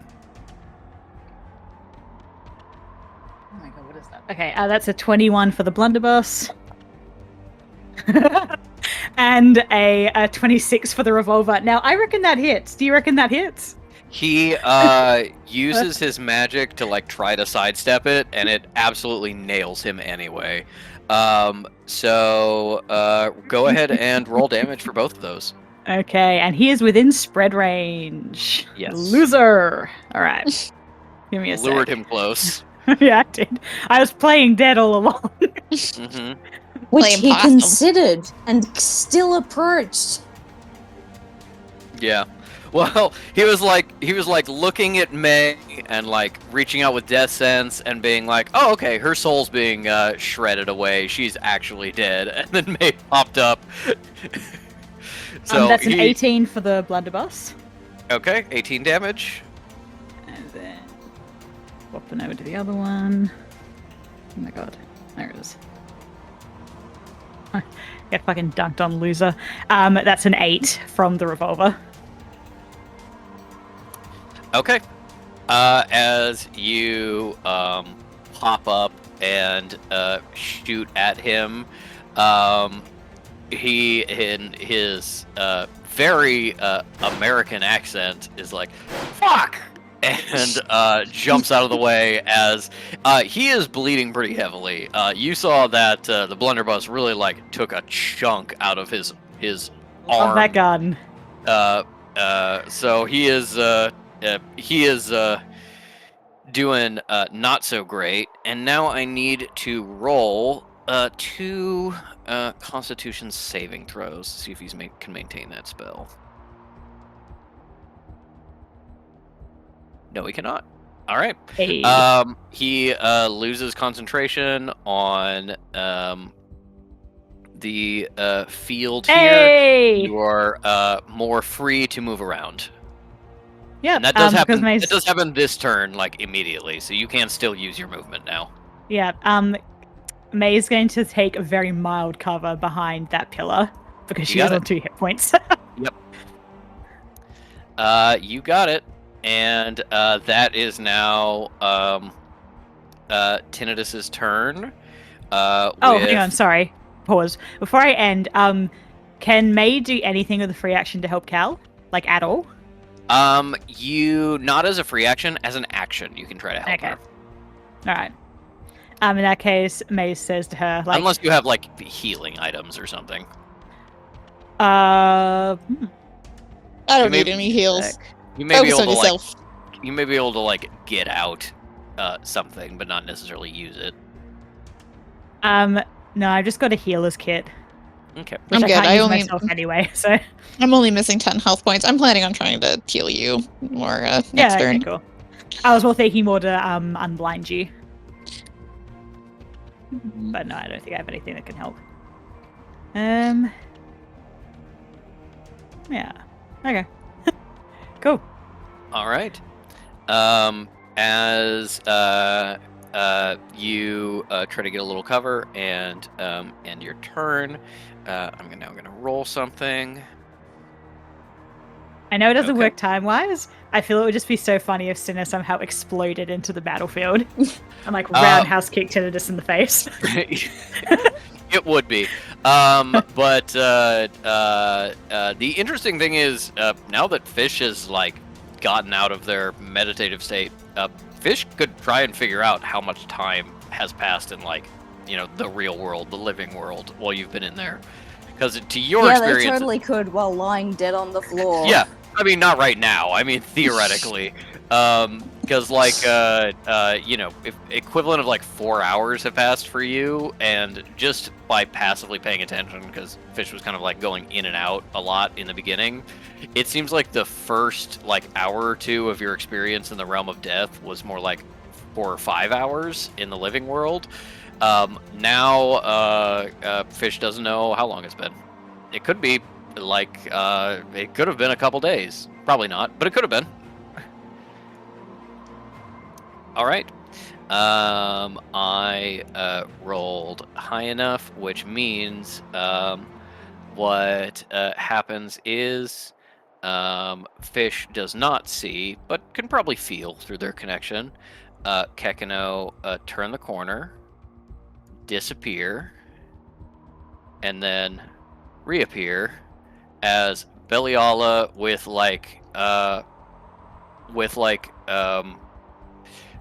Doc Ock style shadow tentacles coming out of her back, like stabbing my into girl. the floor and ceiling, comes around and goes, "Hello, Kekino. Oh, Fish is injured."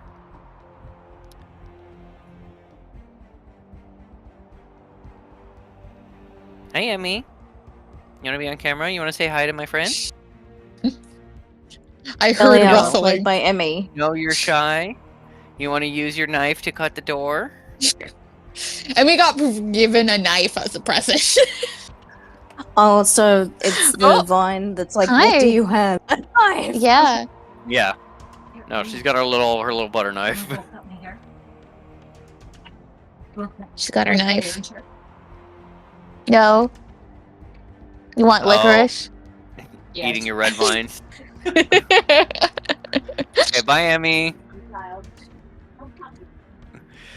It is that fine. Luckily, it's a dull child knife. Yes. But she is trying to stab people. Yes. No. You can see how Well, your what's door was early closed. signs? So She opened the door and I said, "Do you want to be on camera?" She shook her head and then she took her little knife and she like tried to cut up the doorknob and then put her knife into the door and went like she was trying to saw through it. okay. Has she seen any of the Shrek films and or anything that has Puss in Boots in it? She's trying to believe do an A. That's a great Maybe. question. I don't know if she's seen don't any of the believe Shrek she has. films. I don't believe she has. Okay. We can add. But yeah, she would be Yeah. interested in that, I think. She has a bracelet that Mooney made with her name on it, and she always goes, "It's me. E is for Emerson." And it's like, E stands for other things too. No, it doesn't. It stands for my name. So she would like that. All right. what was happening? Oh, it's Beliala's turn. Belial. Beliala has appeared. Played by Emmy. Yes. Beliala's initiative is between May's and Tinnitus's. And she is going to use the rest of her movement, which gets her to about here, carrying Kekano. Looks like she's going to come and at least check on Fish. Beliala has incredibly rudimentary healing magic that she's learned in just like the past year or so from Cal. Yeah, I was gonna say, Pagan was very much, you are a gun. Yeah, you are a gun. So because she's now studying things she's actually interested in, rather than just whatever Pagan wants her to, she does have some healing magic at this point, so she might be able to get you up. But Or it is she now... won't, because Or she won't. or she won't. Uh-oh. Or she won't. Don't like that. No. Then that is... I was gonna be like, I left you. I let you go on a solo mission where you were supposed to be safe. Yeah.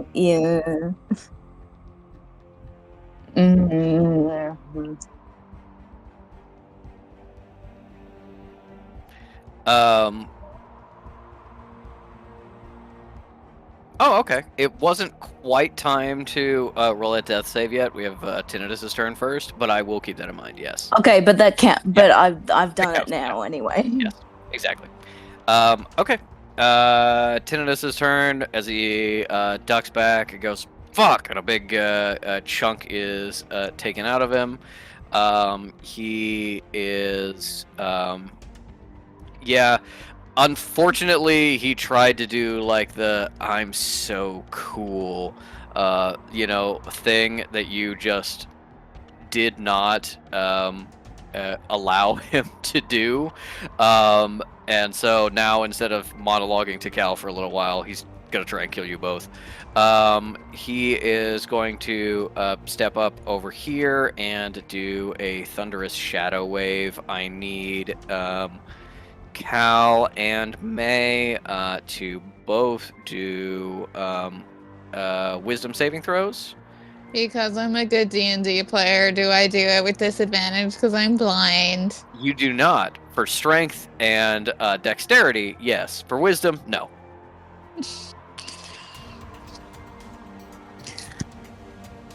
Oh, nat 20! Which is a 22. Nice. Really? My dice? This Cassandra Power dice. of Real fuck you, Tinnitus. inconsistent. That's Go a 9. swing. Okay, a 9. That means... Well, Tinnitus is not relying on his associates to give him sneak attack, so he's really not taking advantage of that.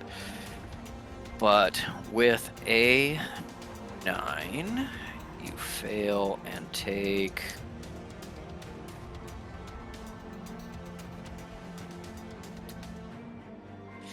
$18 halved, 9 points of damage to Cal, none to May.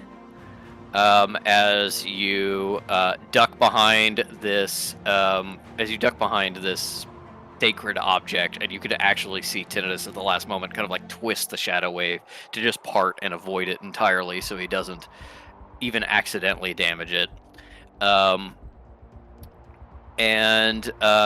Then he is going to follow that up with a...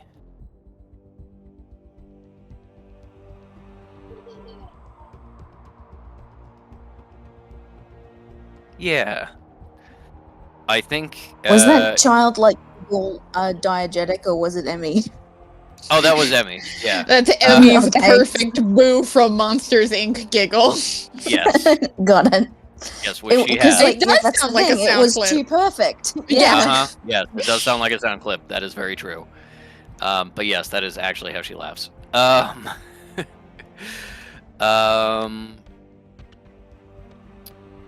is that? Where's that spell? Come in.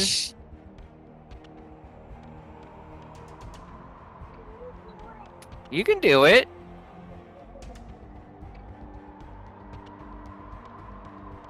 You're gonna be like, Emmy, can you roll Tinnitus's attack roll? And she's gonna Yeah. be like, Probably. Hi. Good job.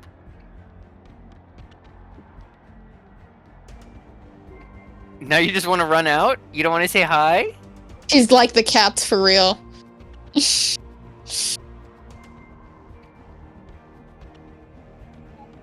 Yeah, you brought the cat toy that's a fish.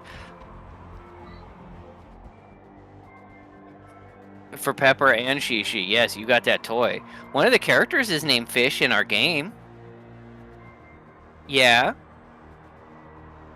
Kind of?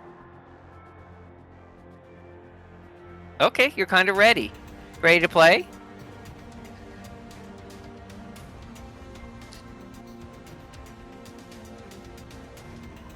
Bye, Emmy. I'm ready for her to take over Fish. If Yes. she'll do better.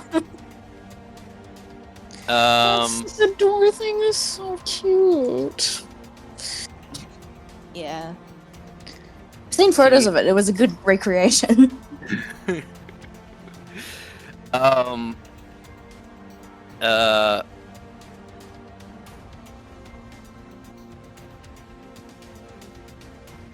Oh, that is cute.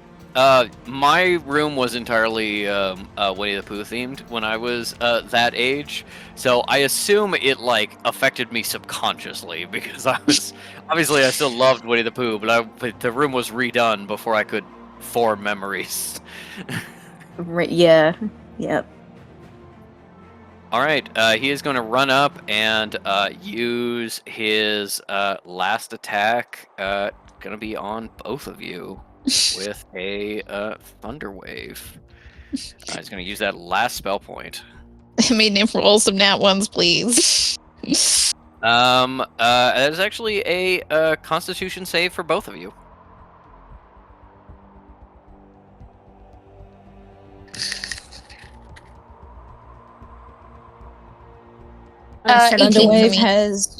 Thunderwave has 100% accuracy and paralyzes the target. Thunderwave takes types into consideration, so it cannot usually affect ground type Pokemon.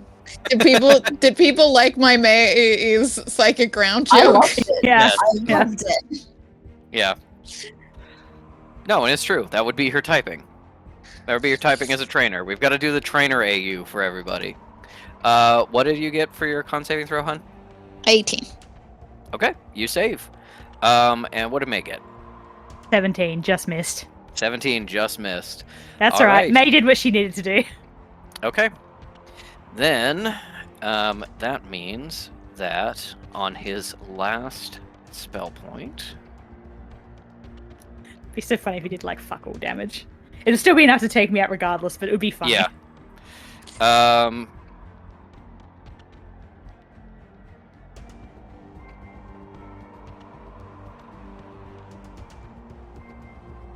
Okay. May takes 6 damage, so is down. Cal takes 3 damage. That's and- all? Yes. And well, you're protected. You're still in the circle. Yeah, but And to roll that, God. May is thrown 10 feet.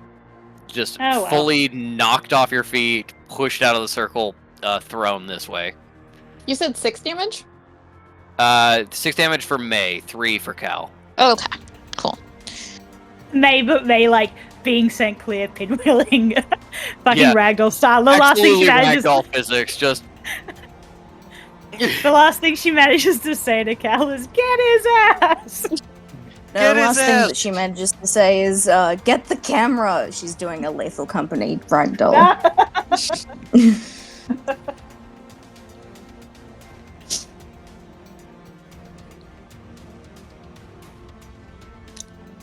Imagining May ragdolling Fuss Radar style. Fuck, that's funny. yeah. No, exactly. That's what happens. You got Fussrodad. Yeah. As you know, the crack of thunder and lightning echoing around you as you are thrown.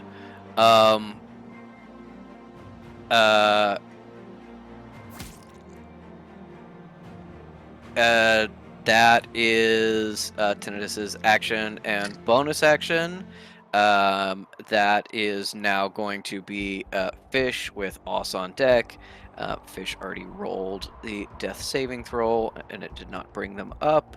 Oss is going over here. Okay. All right. Beliala and Kekino hear an absolutely shatteringly loud sound of a door being exploded open.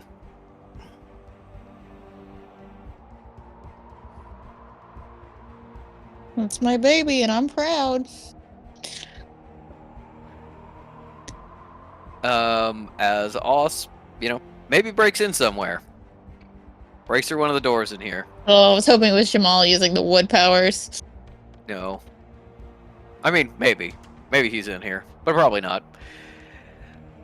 There's a bunch of rooms here, some of which, the circular rooms, are the meditation chambers of the people currently in the Death Realm. And Oss has seemingly gone up to one and blown the door off the hinges, even though it was arcane locked. She has the knock spell. Alright, that is Cal with Tail and Harkin on deck.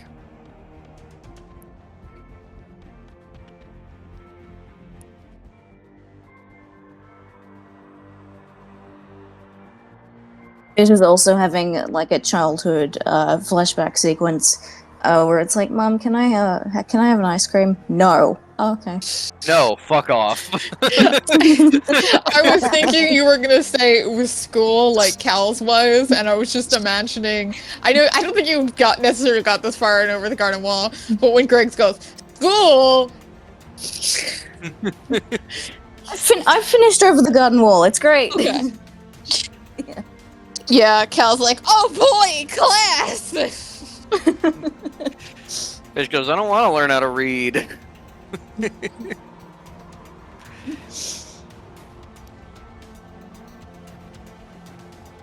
Alright, what does Cal do on her turn? Alright. How far did May get blown? 10 feet. She got Fusrodod 10 feet.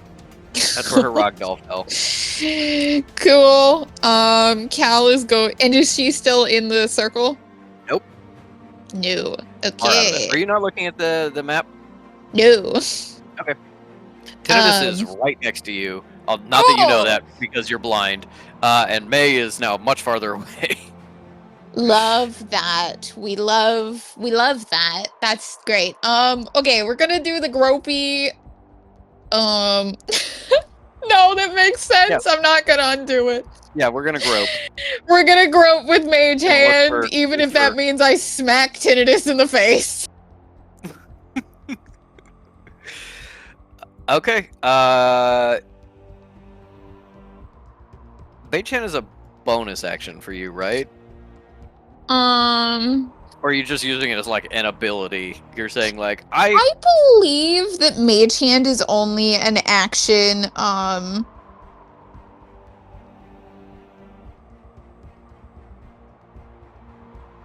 It's only an action if you cast it, and I think we're saying, especially because I had a lot of turns where I was like, I hide, yeah, you know what I mean? There's like a turn where I did a dodge where we can be like, I actually made hand because it wasn't fucking relevant anyways. Yeah, so it's an action to initially cast it. I think just groping around is not any additional action. Okay. Then yeah, you can feel that someone is walking up. But I heard May went and get his ass in a dying way. You heard May say get his ass, and then you heard and then your ears were ringing, and you hear a boom, boom, boom of May's body falling somewhere. Yeah. Okay, well I ignored the standing person. I'd like to propose that Cal knows what it sounds like for each of her friends to fall the fuck over dead. Yeah, no, she's I pretty think that's fucking true at used this to that by point. now. She's trained herself. One of the things that happened in the 2-year time skip is to prepare. She just picked out clerics that had similar shape and body weights to her friends and be like, okay, choose a surface to fall on. That was fish falling on rocks. Honestly, a necessary skill. Okay, she ignores the person. She keeps fishing for something on the ground, and I imagine this as like, if this is like a sticky hand, she is using the full extension of like the tips of the finger to the arm as being 30 feet and doing a sweep. Okay, what are you trying to get? Where the body is. Where the body of May is? Okay, Yes. give me a perception check with disadvantage.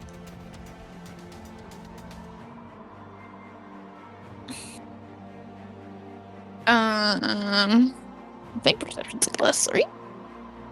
Oh wait, that's better than I thought it was.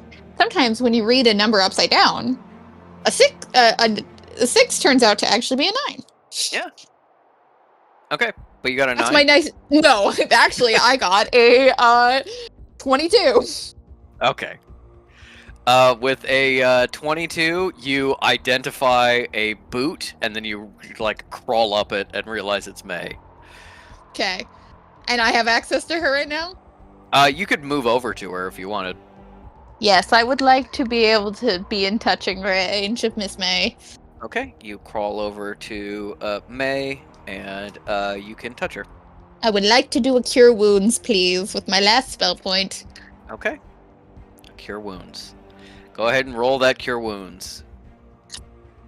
I know something bad's happening, but Cal doesn't, so we bravely continue on.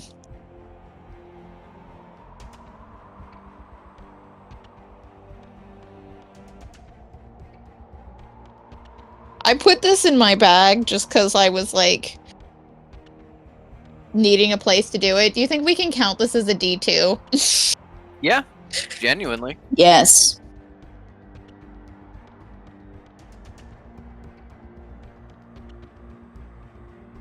Sorry, I'm scrambling for a D8. Why are your dice not out? They are out. They're in my bag.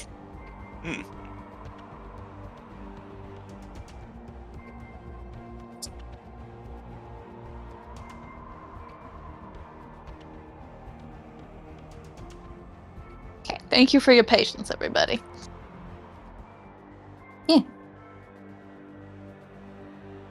I can appreciate that you're busy working on a little guy. Yes. Okay. 8. And I think now that I'm thinking about it, I don't remember if I did it last time. I think I have a healer thing that adds on to me. Let me just double check my notes. Doo-doo-doo.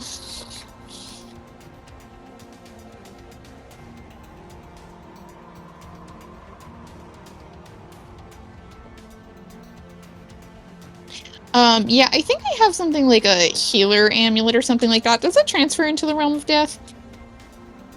That's an item, so I'm gonna say no. Okay, no problem. Alright. That is gonna be a 11 for Miss May. Okay. May comes up with 11 hit points. You still have a bonus action, I believe.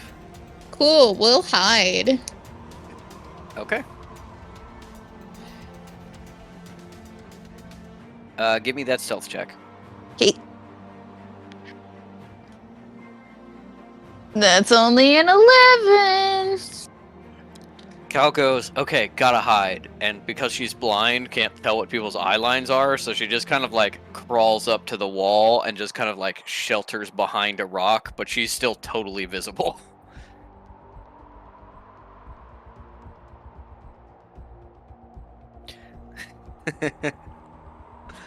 That's funny, Ink. Alright, that is Tail and Harkin with top of the round, and May on deck. As you heal May, Tinnitus furiously striding towards Cal, saying, "Why do you always prioritize these heretics above your own family?" And as he strides forward, Tail emerges from the cave, and the black tentacles that are still active around this area turn on Tinnitus.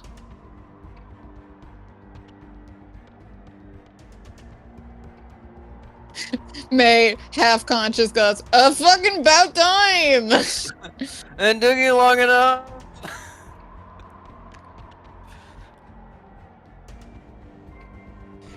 Okay. Dexterity saving throw. And Hopefully Harkin this still worked. shoots a shadow spear at May, and then he goes, "Oh, sorry, I didn't realize we were doing this." I didn't realize someone else was attacking me now. Honestly, I would not be shocked if an Harkin went, "Sister Tail!" Mr. Tail, how could you? Oh no, we're going? Okay.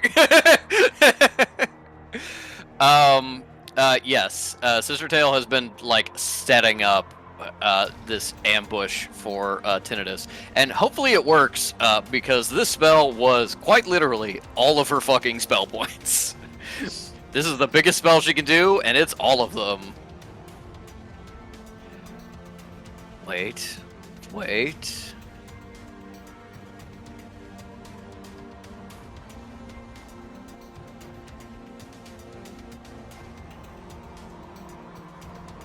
Ah! Asshole. He rolled one too low to avoid it. So that is 3d6.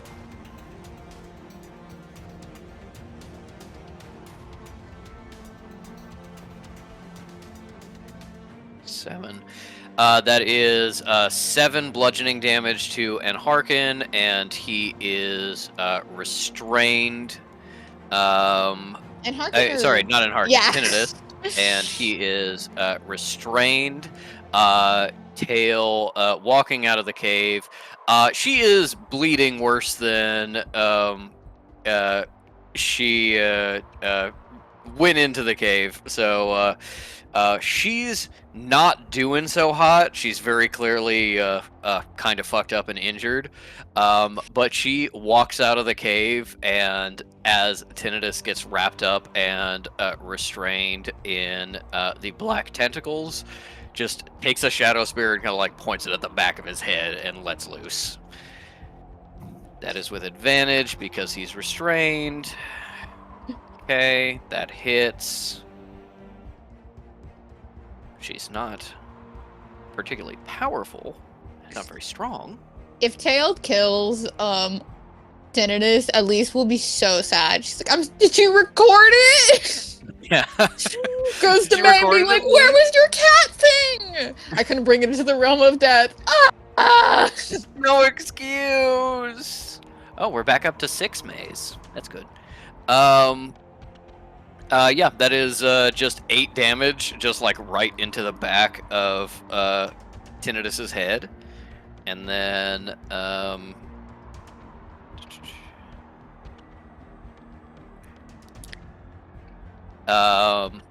Tail says, "Brother, now!" As Anharkin scrambles up the cliff and launches his shadow spear at Tinnitus.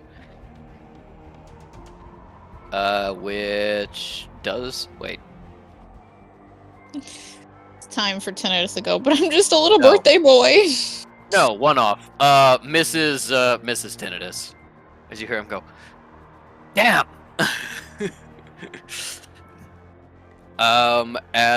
Yes, the trap has been sprung, and they have turned on Tinnitus. Cal hears people talking and a bunch of spells going off. What's happening? Are you on our side now? Was it cool? All right. That is top of the round. May with Beliala on deck. Patrick, take a wild fucking guess what I'm about to do to this man. I mean, I assume you're gonna shoot him, but You're goddamn right, I'm gonna shoot him. Also got to get out my friendly and hearken and tail tokens. Then of course I have Good.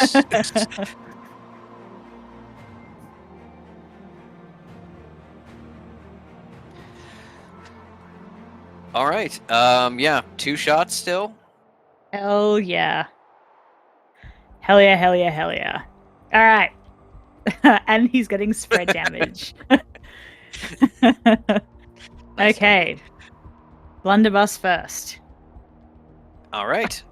Off to a great start. That's a 21. Does that hit, Patrick? Do you reckon that hits? A 21? yes. Do you reckon that hits? Yes. Yeah. And then revolver. Oh, God is good all the time to me. That is... Oh, that is the wrong thing I'm looking at. That is a 24. Okay. I assume you stand up before you shoot. Oh, yeah. Sorry, yeah. Absolutely. Or actually...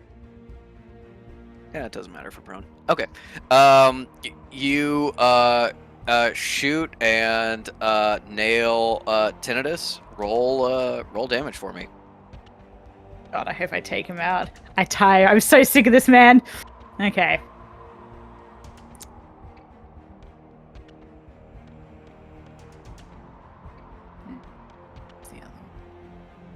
Oh.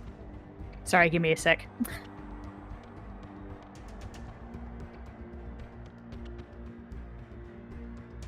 Ah, beautiful. Okay. That's a 16 on the blunderbuss. Okay, 16 damage. Then revolver. Not bad. That's a 10. Okay. 26 damage. You watch as you blow off Tinnitus's leg.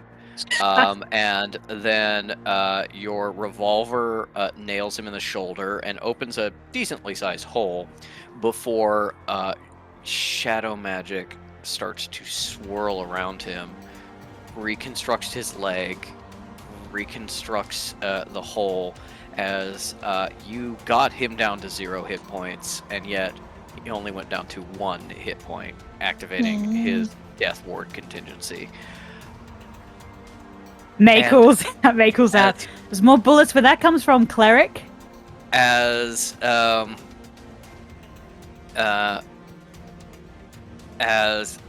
Tinnitus rages and snarls at you, saying, "How could the saints do this to me? I deserve this!" You sure do. You see Cal blind goes, maybe you weren't praying hard enough. little streamers of like his form is breaking off of him. You start to see the suggestion of like an eye hole in his skull as his physical form is starting to disappear. And you hear as he rants and raves a whistling through under his breath. As his soul Time for us to Zoidberg noise out of here. As his soul is starting to be destroyed, but his anger and his hatred, letting the realm of death carve away what is human about him.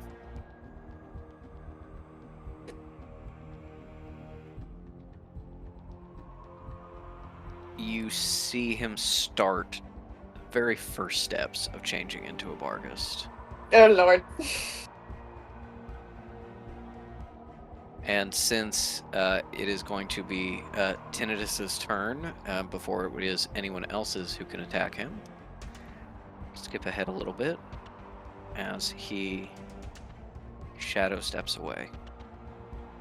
Oh, fuck off! It disappears from view.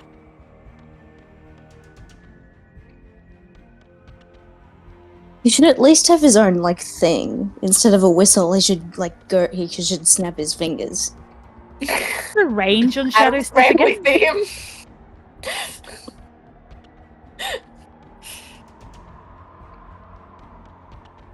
Hey, what's the range on Shadow Step? 120 Usually, feet. like. Can May do a free perception check to look for it? Yeah. Dice. Now's the time for nat 20. Not a nat 20, but still fucking good. That's a 27. I better see this bastard. With a 27, you see a flicker farther down the slope, closer and closer and closer to the center, the apex, the gate, point at which the realm of death transforms into oblivion, and then it is gone, as he seems to be running as far away from you as possible. I estimated points, and it's like he went that way. This is the opposite direction of the way you need to go to get out. So We you can't can let him chase turn into a Vargas. Like, my god. Shit. Are we out of combat? You are out of combat. Fish isn't, which is Yeah. why the music is still playing. But yes.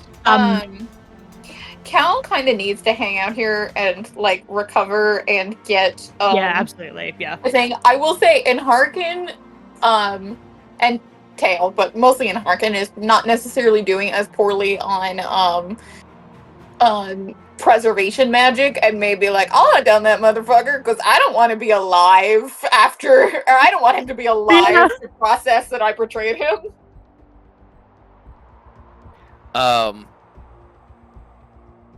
As you crawl your way back into the sanctuary to protect yourself, Tail kneels down next to you and starts the process of removing the shadows from your eyes, giving you your sight back. And Harkin is looking out over the landscape in the direction that Tinnitus went. It does not seem willing to.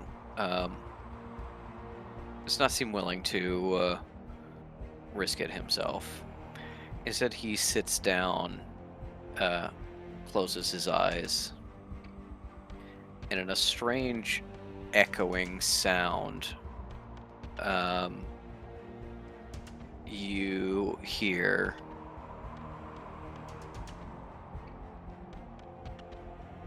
Can you hear me? Hear me? Hear me? Hear me? Hear me?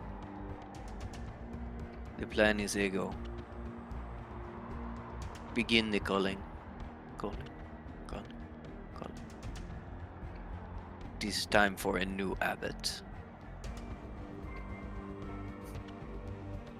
As he signals, Fish is not awake, but Kekino can hear very softly what it sounds like somebody speaking those words aloud. He's using his magic to like speak physically, even though he's in the death realm. And you don't know who he's talking to or who could do something, but he just sort of activated something. As he opens his eyes again, he says, "We will recover and then we will head back." As Tail takes a token for herself. And the 4 survivors here have gotten far enough to complete the first of 2 steps for their task today. Their test to become a high cleric of this temple.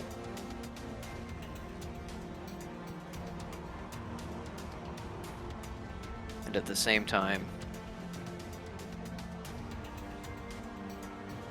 Cal hears an echo. Strangely distorted, echoing off the canyon walls. You're not sure if you are hearing it here, or if you're hearing it with your living ears. But May and the others don't react to it the way you do. Maybe they can't hear it. It sounds almost like a door breaking. A door being broken off of its hinges.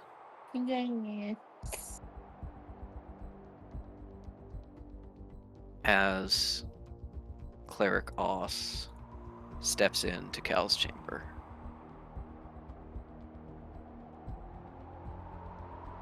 It would be nice to be able to do something. Jamal comes in with a wooden sword, stabs her through the heart, and goes, "Ugh!" Cal goes, "You killed her." He goes, "I think I'm gonna throw up." Also, do you like Cal's tether sitting here? I do like the. I do like it. Yeah. All right. That is now Beliala's turn, with with Fish and then Oss on deck. Techno's paper armor is very good. It's cute. I had fun making that. He looks like a baked potato, and I say this affectionately, Look like you a know, as a baked compliment. He would love to look like a baked potato. Yeah, that's his favorite.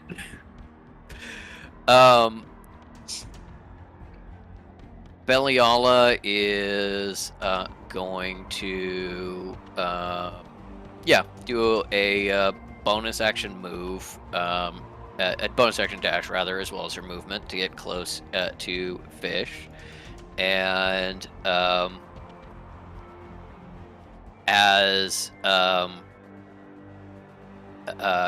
she leans down and casts a Cure Wounds.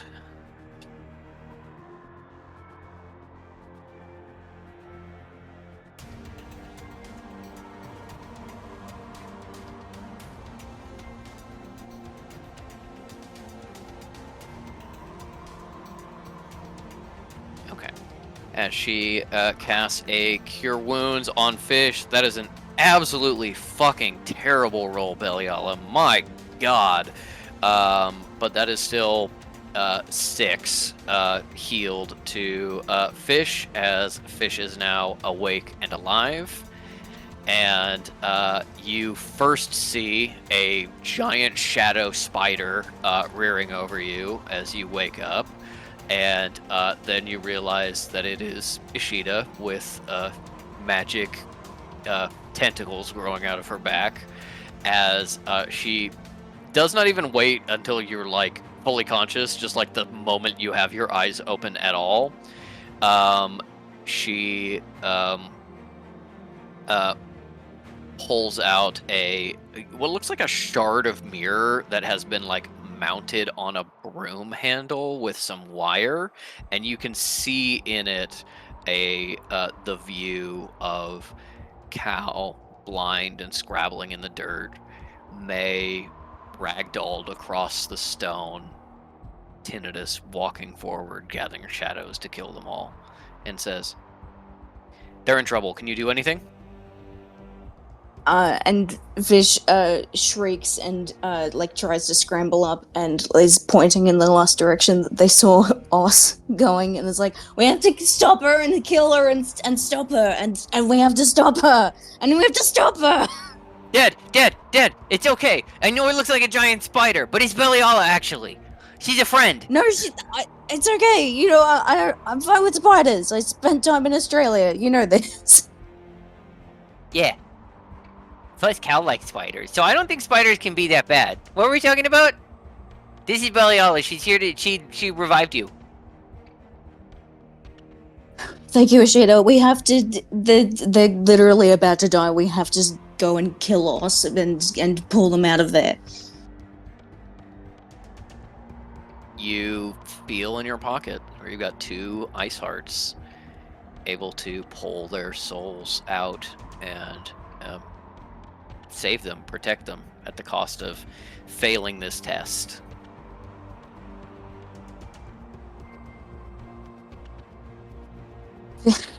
Hold on, let's see what Ellie's.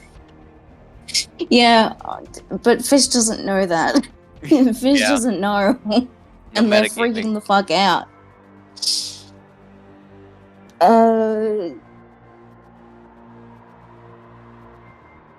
I will say, you do okay. have an assassin with you. So the let's kill Oss plan might be a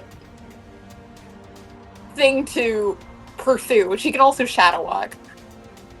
I'm gonna. I don't mean to be metagamey, but like like this is not my intention. But I think Fish is just genuinely so caught up in like, fuck, we have to stop us, that it's not even a matter of like, oh, I have things in my pocket. Yeah. Yeah. Do No, you I think that's fair. reasonable, Patrick? Yeah. Yep. Yeah, it's so like they're just scrambling, like Also- just. If you explain to Beliala, even if you were like, well, I could save him, I could try to kill this lady. Beliala's like, I'm already on my way. Yeah. No, Yeah. you can be like, Beliala, I'll take care of them. You go kill this woman. She goes, yes. All right.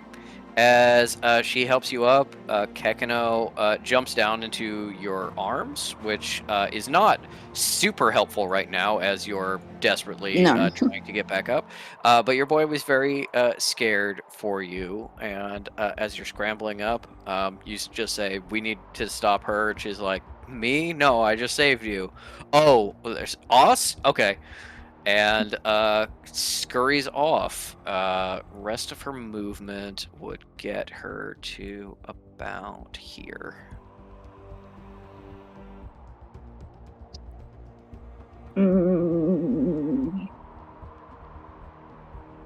And I think Fish will move as well. Okay. It is now Fish's turn. As Beliala could use her movement, action, bonus action. Yes. So hold on. I just want to. At this time, can we have a peer into the mirror shard and just be like, "Well, hold on. Is this like literally just happening in slow motion?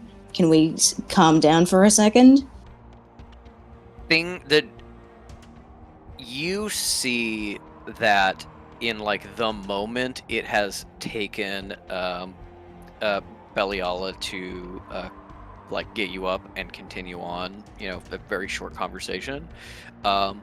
Tinnitus has taken like the start of a single step, and then it like jerks forward slightly, and he's like farther along. Like time is very elastic between the two realms. So like things could happen and therefore change very, very fast, or they could happen and change very, very slow, and it's very random. And this may not be the logical thing to think, but this is the thing that Fish would think. It is, I can beat it. Yeah. Like whatever he's gonna do, I can move faster. Maybe. And so, yeah, we're gonna use full movement and bonus action also to fucking follow us and get into Cal's chamber. Okay. They don't know that Cal's chamber is the place, do they? Nope. You've got No. movement to get to about here, and then do a perception check for me. Yeah.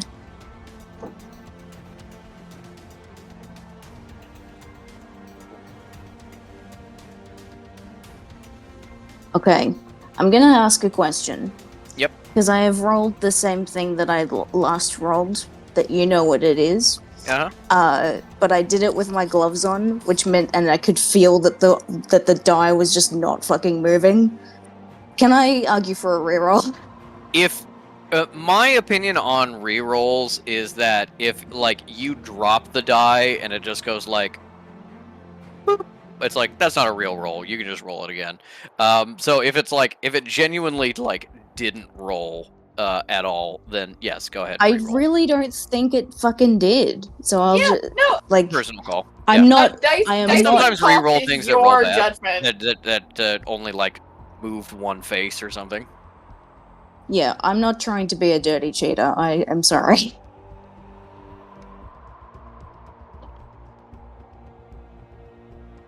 Okay, and so, I'm not a dirty cheater. I got a worse roll, and that's the one that I'm going with. Okay. That's a 3, which perception, I believe, brings it to 5. Okay. You're looking in this direction, this direction. You see a door here. That seems fine. You're looking this way. You don't see Oz at all. You keep moving. She must have moved on. So you keep moving on. Give me another perception check. Eh.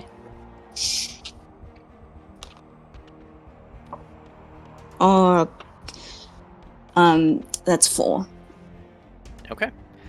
With a 4, you're looking around and you don't know which direction she has gone. You don't see any broken doors or anything like that. You're not sure. Give me a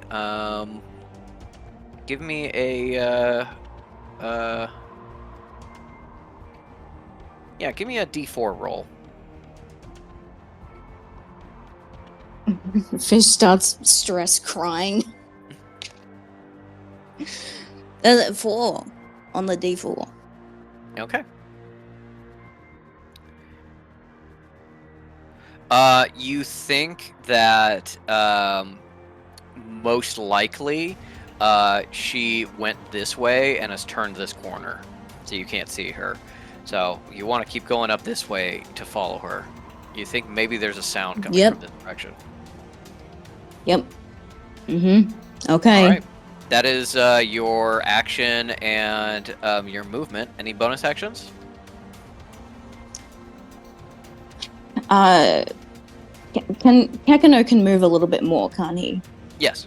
Kakano can have his full movement. Okay. You're carrying And him. yes, he is in Fish's arms right now. Fish gives him a big cuddle and is like, "I know. Please be strong for me. Just go look around as much as you can. Tell me what you see. So just get the extra movement in there for any Maybe more can use- visibility." You can use sniffing for better perception, right? Oh, yeah, no, please try and smell out the buff nun. Okay. Please. He is going to take this movie. He goes this way, right, Dad? Goes this way, and then he goes around this corner, and he takes a sniff as he's looking this way, trying to head down this corridor you pointed out to him.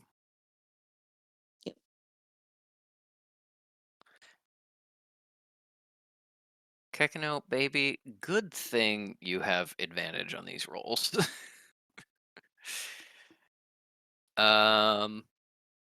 With a natural 2 and a natural 13, that is 15.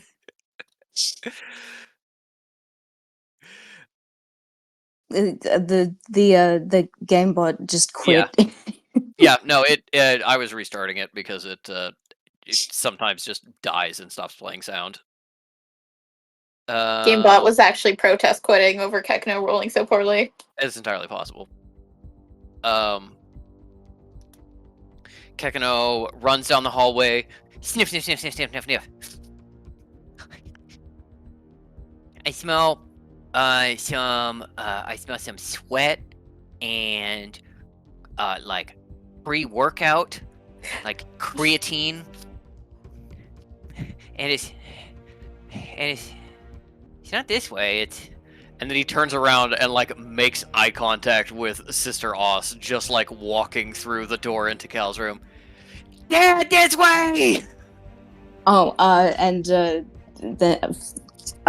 Fish has just been like going in response to like every fucking noise or thought that they're having. So they're just once again, they can't move anymore. But you still have a bonus action. Kakano can see her. Plasma starts through Kekino now. That's right. Let's do that then. Kekino, Yeah. shoot her! Dad, I see her. I see her. His hyper beam comes out of his mouth. Disrespect Make your surroundings. surroundings. Go ahead and roll damage. Go ahead and roll damage on that Kekino blast. Yeah, let's go. Okay. I'll give you the total that it is. Yeah.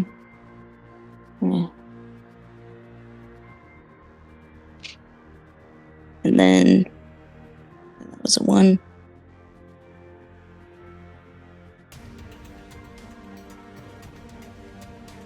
Oh,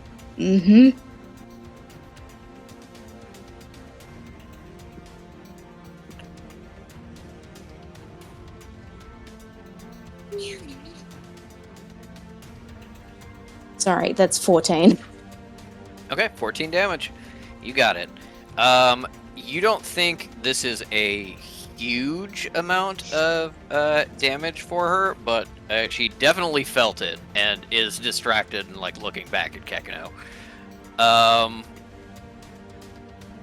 As he goes, "Oh poop," and is gonna try and run away and get out of her eye line in case she attacks him. That is going to be Oss's turn with the top of the round, Beliala on deck.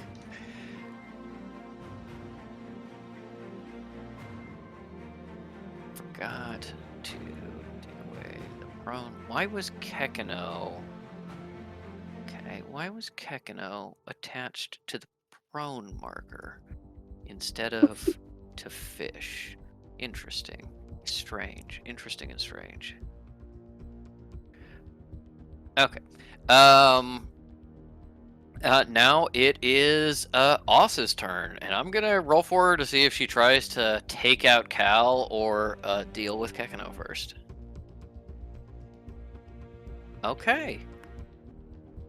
Full homicide.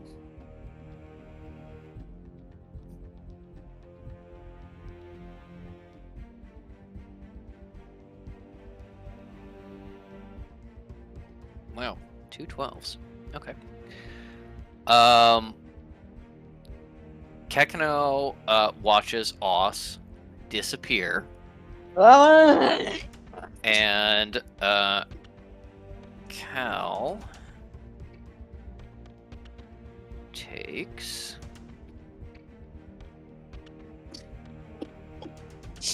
Surely a woman of her standing would consider herself capable of drop kicking a seal with nary an effort.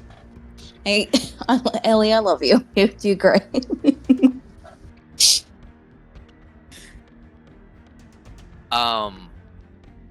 Oss moves over to Cal.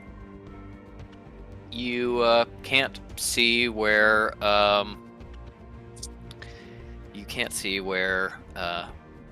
Cal is, but Cal is frozen in lotus position, soul away from her body, absolutely stationary. As Fish has the mirror on their eyes like this. they're just... As you do that, time has jumped forward again. Fuck! Cal is safe. Her eyes are... Sister Tail seems to be doing something to her eyes. Not sure if that's good or bad. But May is not shooting at Harkin, who's also standing right there, which is something. And Tinnitus is nowhere to be seen, as Cal suddenly takes 20 points of damage as Oss goes over and tries to cave her skull in.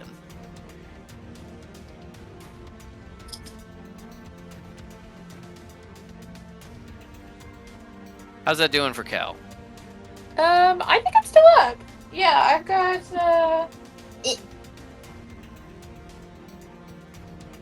That brings me down to 10, which is not great, but Okay. survivable. Yep. 10 hit points, and it like clearly your soul feels it because like your body in the death realm like goes and like falls over like someone hit you really hard. And God, does it hurt? As Tail and Harkin and May all rush to your side. You're out of spell points, correct? Yep. May have any spell points or healing spells? Patrick, I've been harassing you for spell points for the last 3 sessions. Yeah, I'm just double checking. Well, No, I only have healing items, but unless you're gonna give me the magic of them suddenly being in the room with us. no. Well, He Tail hates doesn't have us. any healing magic other than spare the dying. I do have 10 hit points. I have a spell Very that can give me nice. 10 hit. I should say I have a spell that can give me 10 hit points. I'm just saying, if you go down, nobody has the capability of reviving you. You're not down yet. Well, I would say Cal would have enough instinct to be like, yeah, so she casts Virtue on herself. Okay. How many temp hit points is that? If the target has at least 1 hit point, it gains a number of temporary hit points equal to 1d4 plus your spellcasting ability modifier. Okay, so that's 1d4 plus 3. That's a fair amount. Yeah. And it does last 1 round, so is that only 3 seconds? It's 6 seconds, but which is even more confusing with the timey-wimey shenanigans between death and the real world. But temporary hit points don't add up; they replace each other. So essentially, the whatever you roll, whatever temp hit points you have, is just like sitting there casting Virtue on yourself over and over again for however long subjective time it takes for the next hit to land. Yeah. Well, I get 6, so... Okay. 6 temporary hit points, you got it. And then, seeing that Cal is still breathing, although probably with a cracked skull, that is the end of Oss's turn. That is Beliala at the top of the round, with Fish on deck. Does Fish say anything to Beliala? Like, I see her, she's over there. They say she's gonna kill Colliginous. Go get her. Okay. Full movement. Immediately shadow steps to here, and then is going to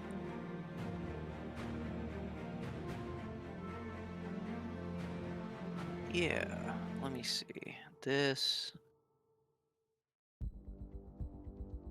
Okay, so she won't do that quite yet. She'll do a no, she will do a darkness spell and drop it over Cal, so that Oss cannot see where she is fighting. Hopefully buy Cal a little bit of time.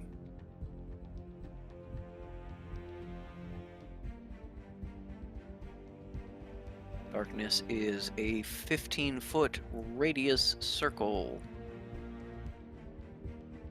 And Beliala can see in it. Beliala can see in it just fine. Beliala does not have power word kill, but if anybody was going to develop power word kill and just not tell anybody, it's her. Yeah. She's like, I thought it was an interesting challenge, but I didn't think it would be very useful, so I just, didn't tell anybody it was a thing I could do. That is movement, action, and bonus action. So that is Beliala's turn. It is now time for Fish.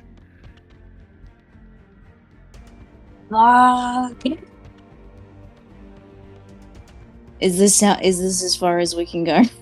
With using your action to dash as well, yes. Yes. Okay. Then yeah. And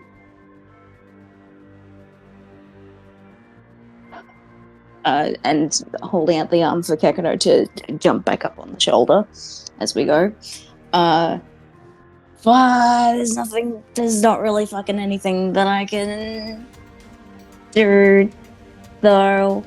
You No, can send okay, Kekano in and use one of your actions to make him attack. You know. Oh, yes, okay, so Fish has to have has to be able to see what they're hitting. Either see or otherwise have like some kind of marker of knowing exactly where they are. It's like, oh, if you couldn't like see them, but you had like heat vision, so you could see where they were in the next room, you could do it around the corner, or being like Eldritch like a marking spell or something. Eldritch Sight does not give you any information about where she is. Come on, give us a thermal imaging or okay. No, thermal imaging is an actual spell. Metal has it. Bitch. Metal's not here. Go get Chantilly.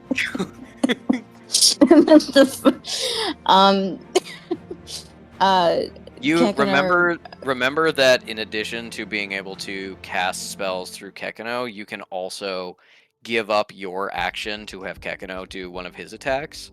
So you can send Kekano in to like do a spell on your behalf, or just send Kekano in to like try to bite her, pull her off Cal or something. Okay, take the action away from. Take the action away from Fish and give that to Kekano so that he can jump on in there and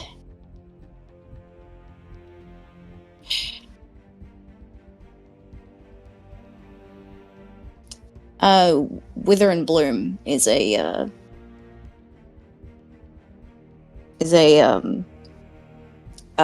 healing one, yeah? Mm-hmm. Yeah, Wither and Bloom is a healing spell. Okay.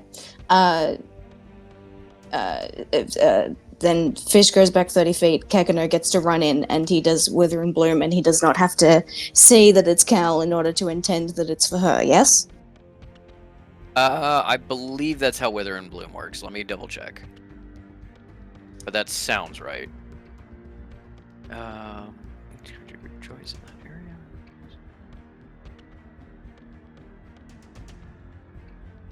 Yes. Yeah, If you know Cal is in there, and Beliala can be like, "It's Cal's room," then yes, you can indicate that it is to affect her, even if you can't see her. Yeah. So Kekano just can plonk the center point in like the middle of the room, and that'll affect Cal, and do the heal for that, because healing Cal is important. It also does damage. Yes, it does. At the same time? Yep.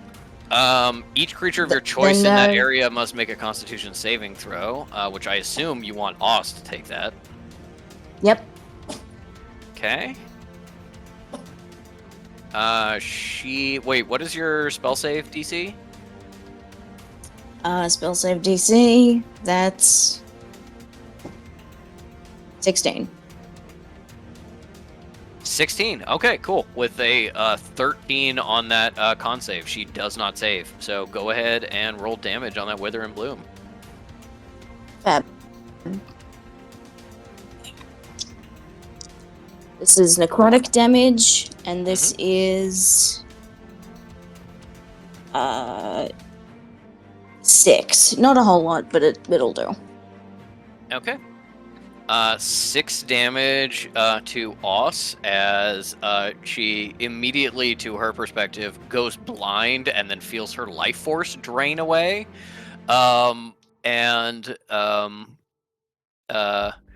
Cal can roll a hit die and get a hit die plus 4 in healing.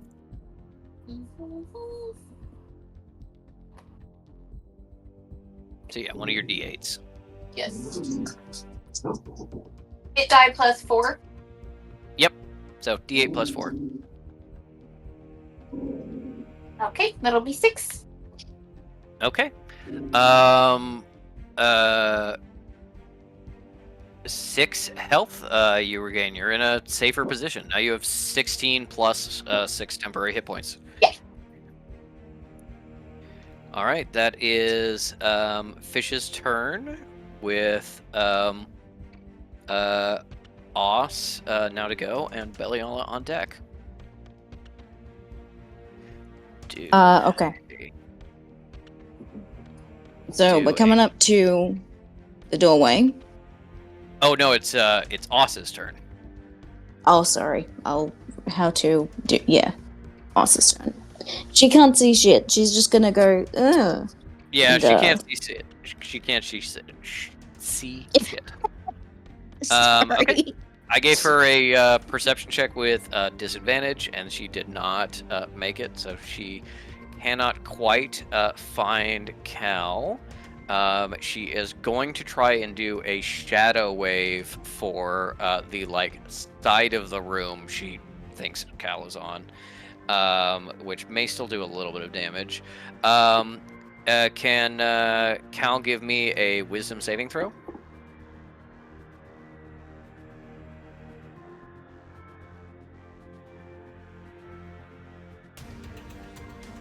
Dirty 20. Okay. Shockingly, even though it is like the prime stat, Oss is not very wise, and that is her spellcasting modifier. So her spell save DC, not very high. You absolutely can feel a kind of tingle of necromantic magic washing over your body, but it doesn't do anything to you. And with that, she is going to try and take a random stomp in a direction, hoping to find Cal's neck. So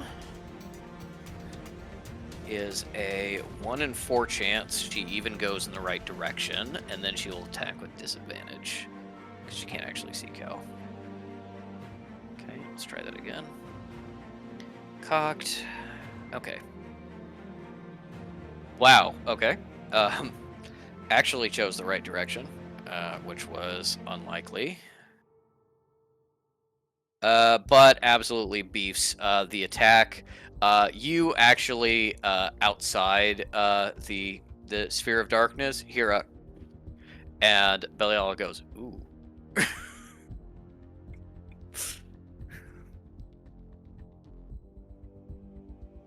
And that is now Beliala's turn with Fish on deck. Going to do cast Ensnaring Strike, and then is going to head in with a Shadow Spear, and Cal is incapacitated, but also standing in darkness, so that's still sneak attack. Let's do that Shadow Spear.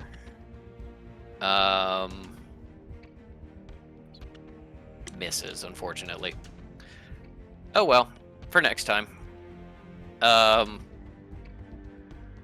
Beliala disappears into the shadows where you can't see, but has a tentacle reaching out over right here to be like, I'm over here, kind of, sorta. Yeah. That is Fish's turn with Oss again on deck.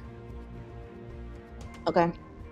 Finally, let's close that gap and get standing in the doorway. You got it. You pick up Kekano? Yeah, pick up Gekano. Okay. And, Get her! It's just blackness. Get her, and that Ishida! fucking Get sucks. her! And, to Beliala, which direction? As in, do they just launch themselves? You get a little like point of the spider leg being like, go in this way. Okay. Then Fish is gonna fucking do a fucking big flying fucking leap Mm-hmm. into the darkness of the blackness. And I'm gonna. That's You can go kill the cats and Teddy. 1 minute. Okay. What I was thinking was Stone Fist, but like doing it really high and wide, so like we're not gonna hit a cow sitting on the floor or anything. Don't worry about that. We're just gonna knock a throat or a face or some shit. Sounds good. Give me a D6. You're trying to roll evens. Mm. 6. You run into a rather broad and mildly sweaty back, and you go for the swing. Give me an attack roll with disadvantage. Ugh.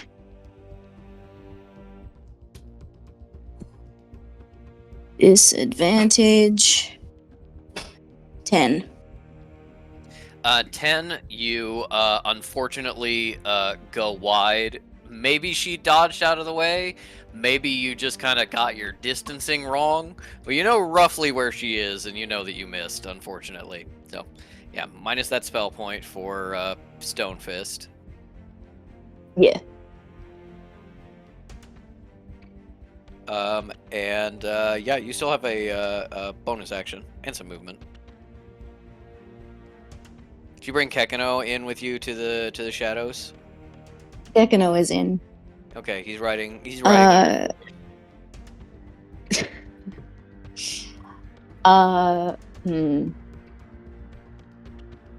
You're doing great, by the way, Iggs. I know you're stressed out. You're doing great. Yeah, even if I am stressed out. even if you're not like killing her, you're definitely distracting her.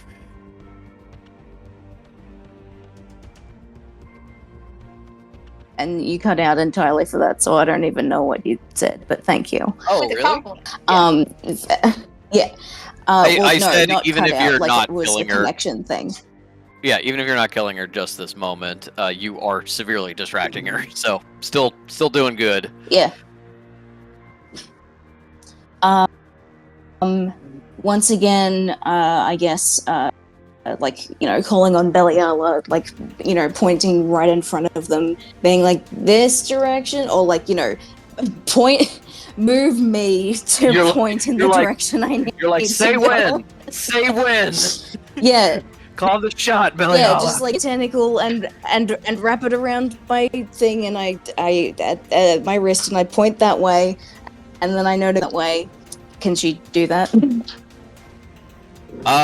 Not yet, but actually, you know what? You can. What are you trying to do? See what direction to just fucking charge and get her and get us down Okay. on the floor. I think that this would be Beliala giving you the help action instead of taking an action her next turn. She can, yeah, you can do that if you want to use her help to take away the disadvantage and just go for like a shove attack and try and shove us over. Or like a fun grapple. Yeah. Could that be done? Yep. Yeah, a grapple. Both are the same roll. You're to- gonna choose whether she's grappled, knocked prone, or pushed 5 feet away. The only thing that matters that's any difference is what her save is. Depends on which one you choose. Yeah, let's go for the grapple, because Fish is just not thinking, and they're just like, I just have to strangle this giant woman to death. I can do it. I can do it. Giant woman. Okay. Give me an athletics check. Opposed against Oss's athletics check. Yeah, that's fucked. Dirty 20. Yeah. 16. Okay. You get a good grip on her, and now you like know where she is, but she like kind of reverses a grip and has a hand, unfortunately, a little close to your throat. You don't have her grappled, but you both now know where each other are. Bonus action, just fucking shoot forward where I now know she is. Blasphemous darts. No, I was giving you your bonus action to Right, grapple her. you're correct. Yes. You use your action for Stone Fist. Thank you. Yeah. All right. It's Austin's great. turn. Just, yeah. Austin's turn, knowing where you are. Not knowing who you are necessarily, because can't see, so you might be Cal up and fighting her off. So she's gonna focus on you because she knows where you are. Denier attack is with disadvantage. suddenly take a very different approach to fighting. Yeah. Attack with disadvantage. Okay. That was a 19 and a nat 20, so still a 19. And attack with disadvantage. That one misses. Okay. Let's do this. Look, I think Oss knows who it is because Fish is still screaming and frothing at the mouth as if that's gonna help anything. Okay. Fish takes 11 bludgeoning damage. Sweet, they're down. Okay. Fish there's a little bit of like a wrestle, and then Fish gets clocked right across the jaw and goes down. I would like to make a proposal because I was thinking the other day because I saw the clip of it where Fish strategically fell over and died on top of Zeke. Can Fish strategically fall over and die on top of Cal? Maybe. Cal is a little too far away from you. Oss is kind of between you and Cal, so that would really require a leap across the room. So I think no. It's okay. That's fine. Okay. If you go down on the first attack, that means her second swing is just a wild one, hoping to hit Cal or Beliala, and can't hit either. Hey, well, good news. We're doesn't back up know to that 7 I'm days. down because she can't see. She hit something really hard, and she like heard something kind of hit the ground. So it's like, okay, nobody else is in my way. Nope, nothing. Nobody else is in reach. 7 days. No, we've hit 7 days. Did you? We've hit 7 Mays. Oh, okay. There's 7 May Gladleys in Owlbear now. We were at 7, and then we went back down to 5, and then it's been 6, and now slowly back up to 7. The gang's all here. 1 for me, so it. Also a collisionist that is sometimes there and sometimes not.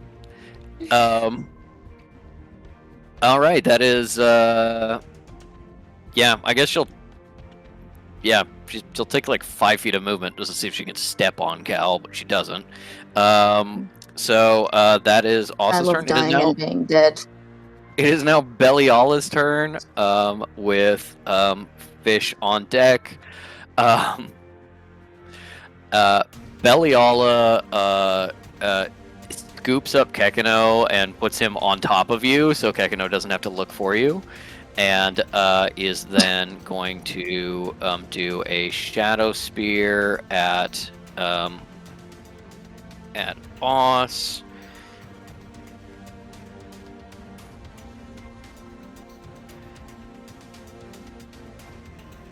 That is a hit with... Okay. that.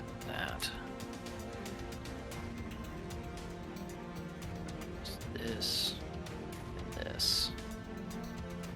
And...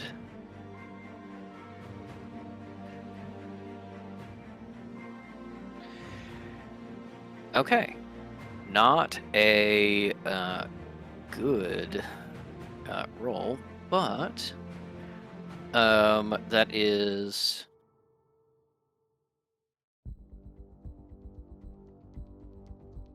Wait.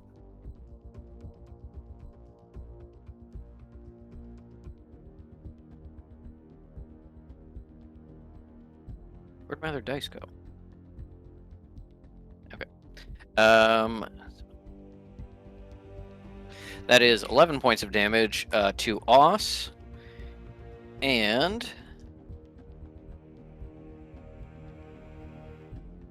Oss is now restrained as Paliala uses her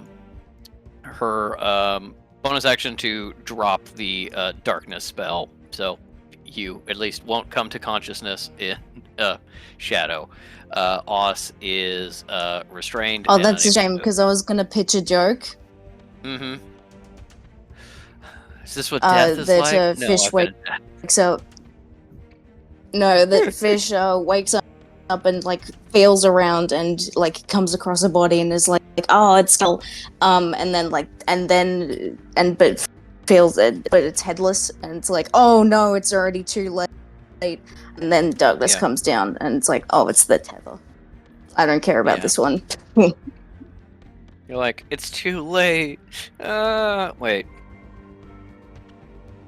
This person is soft, and nope, nothing. Okay, nope, this doesn't count.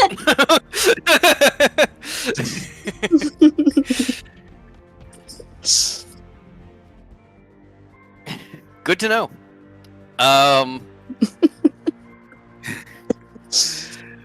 Yes, that is that, and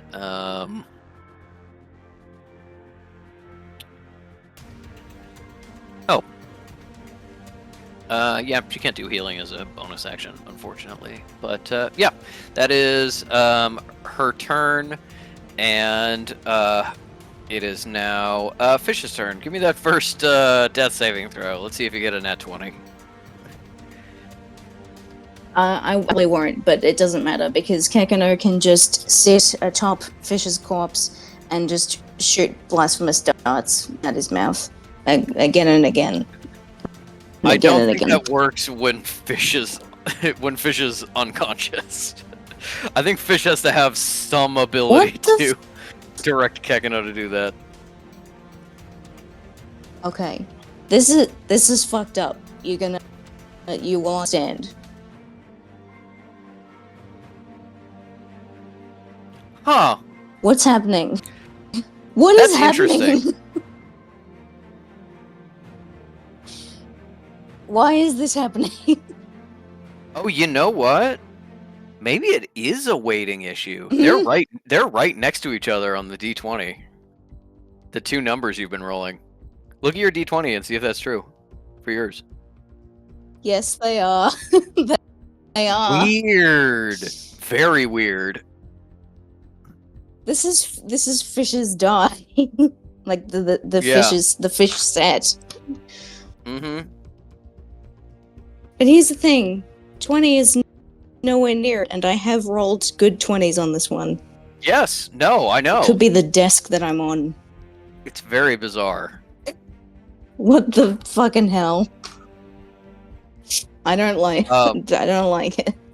For the context of everyone else, and also I guess the recording, if you're listening back to this later, Fish, for almost every roll this entire session, has almost exclusively rolled either a 17 or a 7.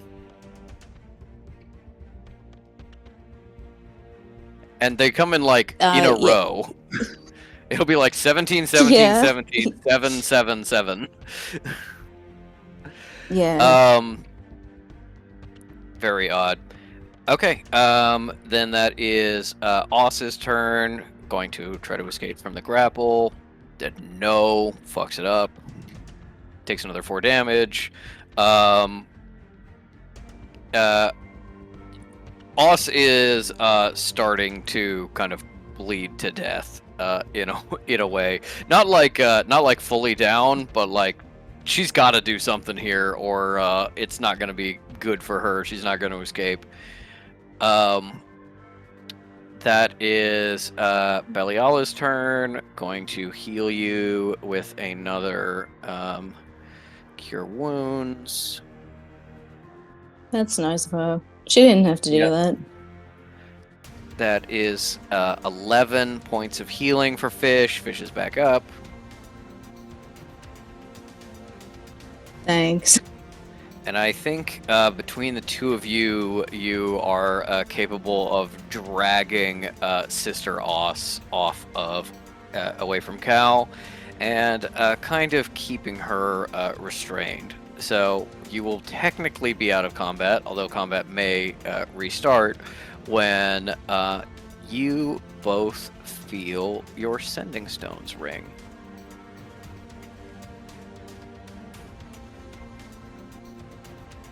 Fish doesn't even check what sticker they put on this one to indicate who it is, and just go, "What? What?" Who's there? Fish? Yeah, I've run into some trouble. I'm stuck behind the barrier, but I found a book. I think I can get May and Caligulus home safely. I think I can help them, but I'm stuck and I need help. I need help to get this book out to you. Fish, can you help me? Fish. Can Beliala help me or anyone? Fish consults the shard of mirror. Cal is looking okay. Not dead, not anything like that, but there seems to be a very tough conversation going on right now. As Cal stands up, puts an arm outside the barrier, and since her time is now up, you see streamers of her soul coming off of her hands before she brings it back into safety.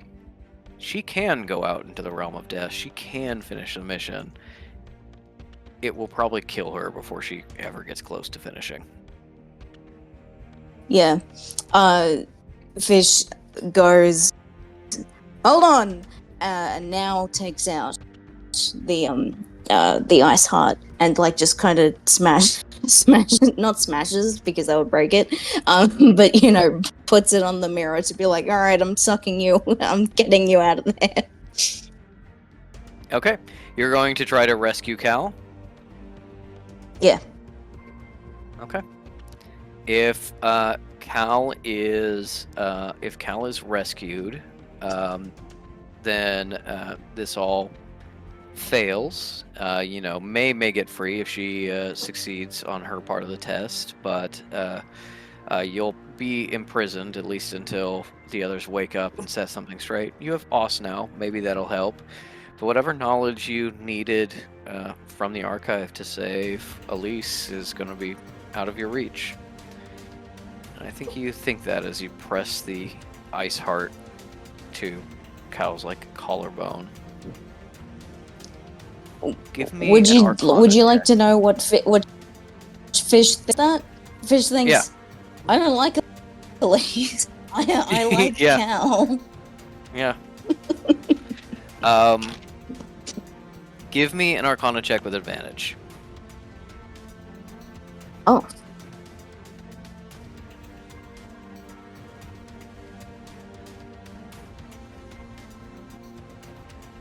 Arcana, I believe that's +0. Yeah, that's an 18, which is not near where the 17 is. Yeah, no, it's not. Nowhere close. Very, very And strange I'll tell you things what happening on your changed. die.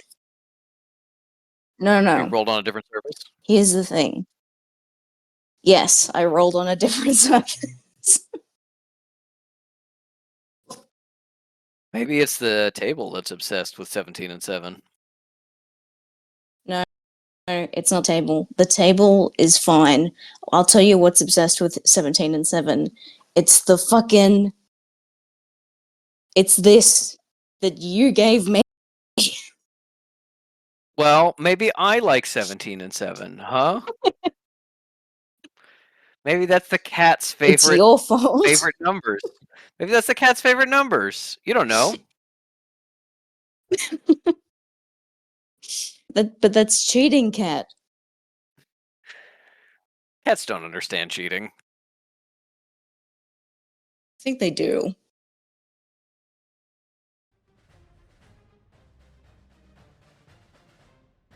That's not what I expected it to be. And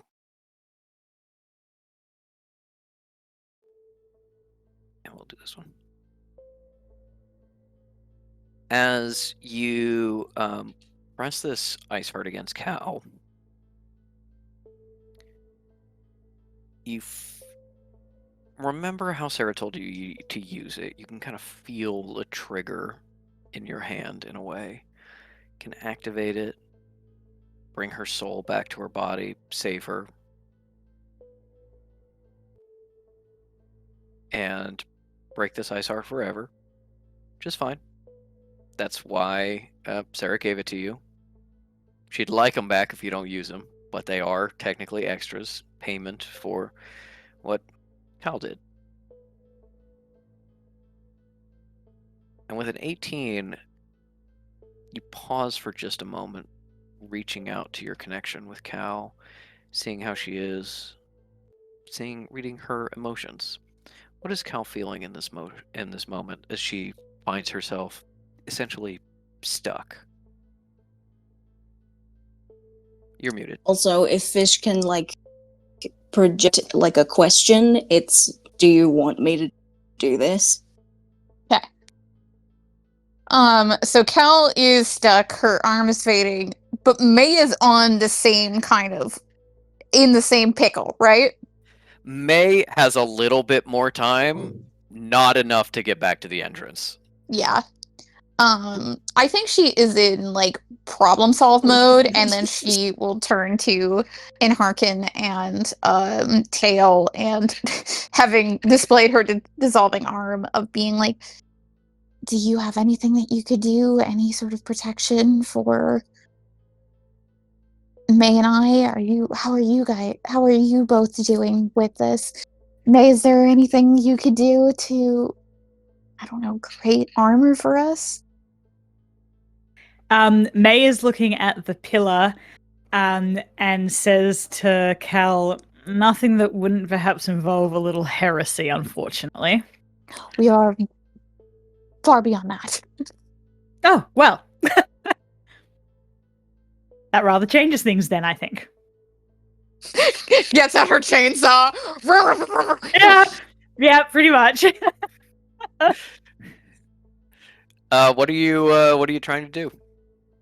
May is going to figure out how she can move the pillar, or like take off a chunk of the pillar or something, like something to carry with them. Cool. Give me a tools check. Okay. Oh, today's the day. That is a 26. Okay.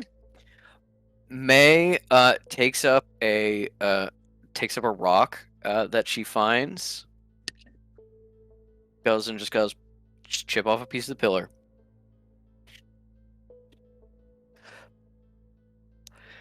The rock explodes in her hands over multiple hits. The pillar is seemingly untouched. What about radiant damage? Need a stronger rock, obviously. Go find something a little stronger, a little sharper. Maybe add a little radiant damage to the edge. And like a hot knife through butter, it sinks in. You pull out, and there's like no chunk that has come out. You've carved into it in a way, but you've essentially dissolved a piece of the pillar. Okay. Find a big flat stone, say, well, it looks like we're taking the whole thing. Start digging down, and it seems to go infinitely into the earth. Can we Cal would probably suggest this. Can we tether our souls to this so we are like connected by a ribbon to this as we move forward? You could, with a high enough Arcana check, do something like that would allow you a little extra time. Like, basically, you could run at a sprint for 5 minutes, and then it would dissipate, and you would still be in the same boat. Potentially, that's enough to like buy you limping to the next one. But I need to finish with because that was a very good tools check. I do have to say that May is of the opinion that this is like a mental construct, a thing of the foundation of death in a way, and therefore cannot be moved, cannot be altered, cannot really be changed, and probably it takes everything that the necromancers of the necropolis can do to like carve signs into them and stuff like that. I have a question for you. Oh, sorry, go on. You don't think there's any way you can break off a chunk and take it with you. You don't think there's any way you can dig it up. There's not really a way to severely damage it at all. If it goes infinitely down, does it go infinitely up? No, it goes up to about 6 feet tall. It goes infinitely down? Yes.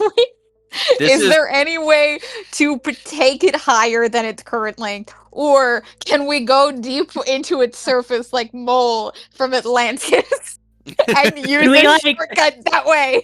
Give me a religion check. Can we Edward Elric this so that it just follows us overhead for the entire way home? Can we extend it upwards? Can you give up an arm and a leg to put this in a suit of armor and it just comes with us? Yeah. It's a 22 for Arcana. Okay. With a 22 Arcana, the best like theories you've read about that you are now thinking are probably true is essentially whatever power the saints use, whatever they give up to create these safe havens for people, essentially causes this to grow out of death itself. This thing starts where oblivion touches death and ends when it is big enough to provide a field and the saint giving up their power stops. Theoretically, a saint could maybe grow a taller one. You don't really know why they would necessarily. But there is this thing about being like, it's kind of like, how do I describe this? It's kind of like this entire realm of death is like a crust on something harder. You can break it, dig into it, change it, but that's not what death is. That's the detritus that has accumulated on death. What death actually is unbreakable.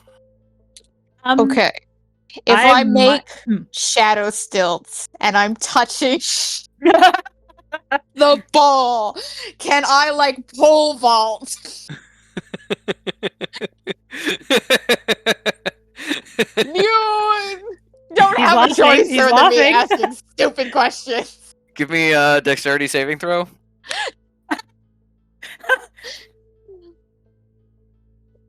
An 8. You fucking smash yourself into the side of the cliff, and Tail and Harkin have to like grab you and drag you back into the protection before you dissolve more. I will say, this is very funny, and this is, I think Fish has like in like super speed, like fast forward, watch you all attempt this. Just watching Cal smash into the cliff, try to dig it out. Do you need help? No! But the original thing was, what is Cal's emotion dealing with this right now, and do you need help? And that still has not been answered. Unfortunately, I think based like, on the pole vaulting, do you want me to give me 10 more chances!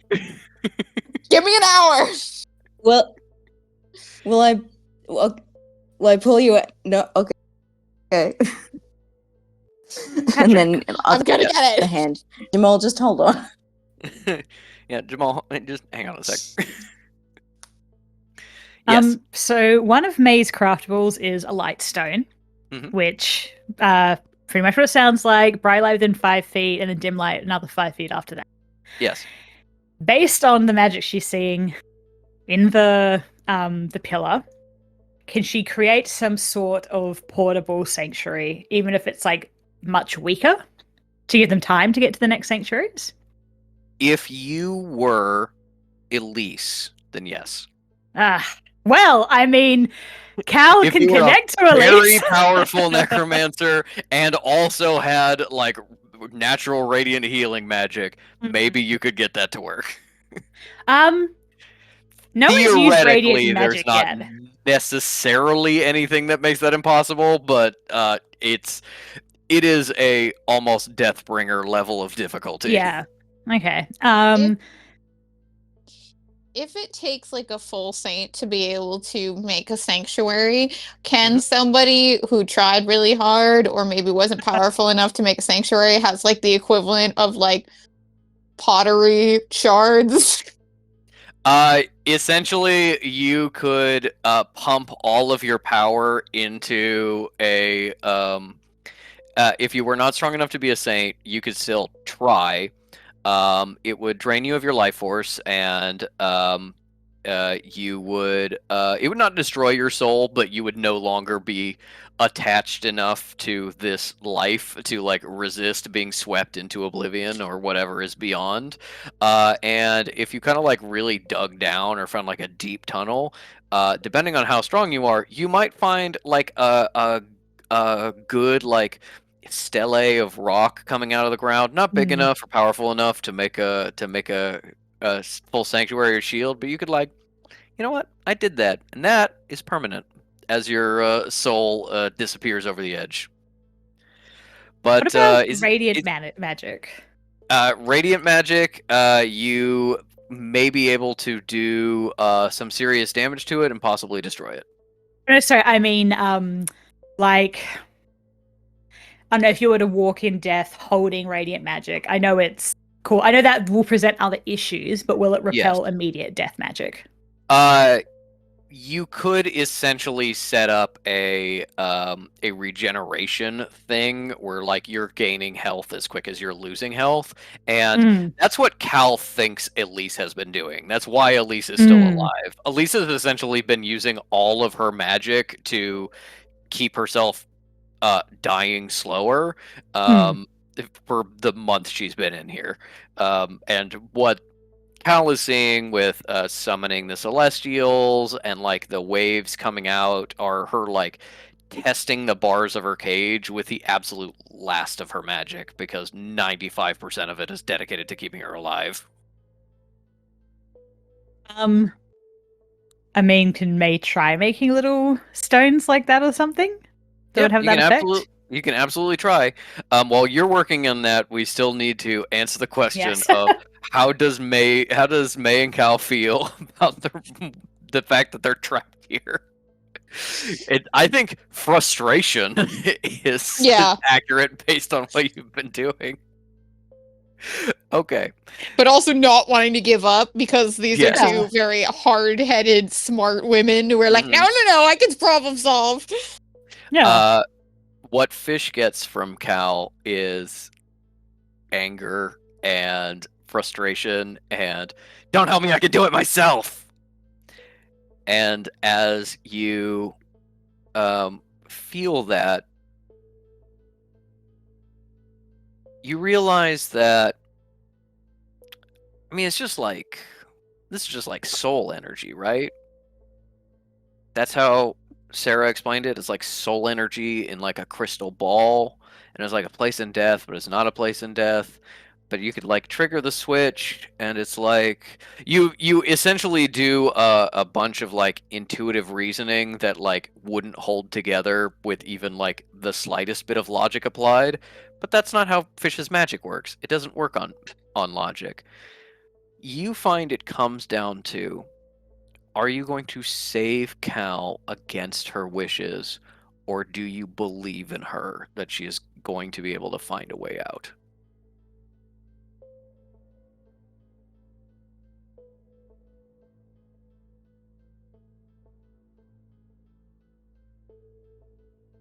They're gonna hold the ice heart like to her for like a long minute with the mirror like Cramp, cramp, um, cramp. I'm gonna try it again. Cramp. and it's- okay. Run away for a minute. No, this And, is the question. Not it's still with the ice heart. You can, with an 18 in Arcana, you realize you can do something with the ice heart to maybe give Cal a better chance. If you trust that she can Fish does believe in her. try something and make it on her own.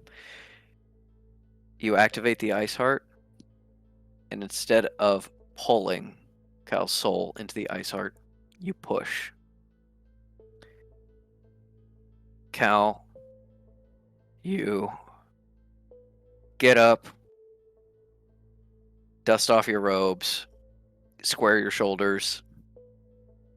You're just about to see if because it's a bubble, right? Well, maybe the bubble goes below the ground, and so if you dig deep enough, maybe it's like 20 feet, and then if you find a tunnel, maybe that is a way you can, and then boom, you fully recover your spell points.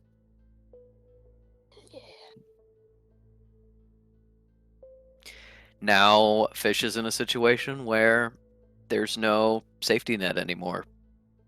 If it comes down to it, if they're in danger, you can only save one of them. But you've given Cal this chance. If Cal is working on actively healing herself, she can get to the next sanctuary. Maybe the one beyond. It's not likely that she'll succeed. This is still a challenge. But she can make it. Maybe. Does okay. Does Fish feel that like, maybe like they're having this narration like delivered to them? It's like maybe she can make it to the next sanctuary. And Fish goes, what? Or maybe even the next one. What? Maybe even finish the trail. What? No, and then like Who's talking? starts Oh, going. sorry, Fish. No, I didn't mean to. but like. Oh, Fish, I didn't mean to influence you. I just thought it would be a fun choice to make.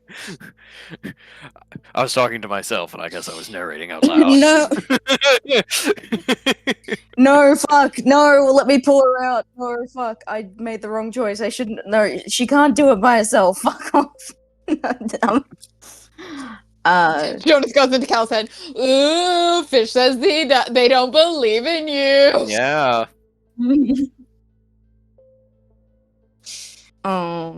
Okay, but yeah, no, just that it would be funny if it was like, hold on, no, let me do the other one, but it's too late. Mm-hmm. I immediately regret this decision. Oh well. Well, Cal is relieved to have the spell points back. And does it feel like Fish at all? It does feel like Fish, yes. It feels cold. You feel like a cold winter breeze. The smell of the sea and the pines. And it reminds you of the Clanlands. It feels like them, but it also feels like Fish. I think she immediately gets the Fish thing, and she closes her eyes, and she feels very grateful, and knows that Fish can't hear her, but does thank you, Fish.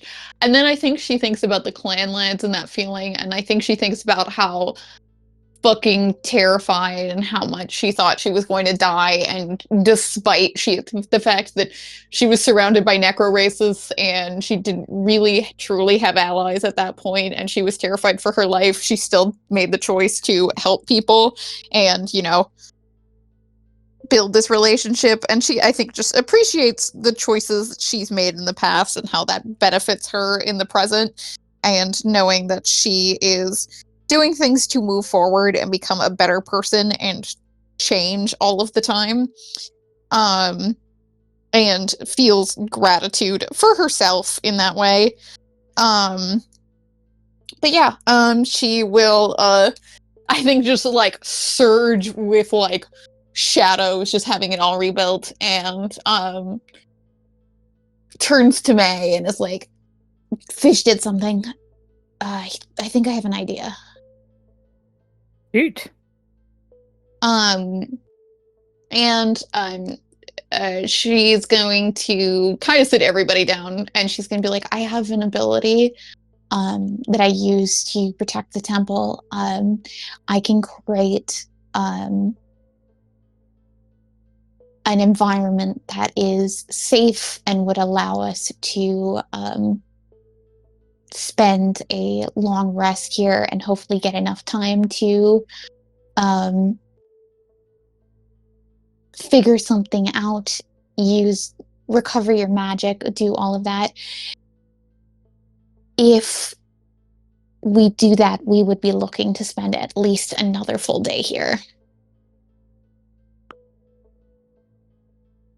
I've got nowhere better to be. It would buy us time, but it would also allow Tinnitus to have all of the time he needs to do whatever he's doing, and I don't know how successful Oz will be in trying to attack us. Give me an insight check.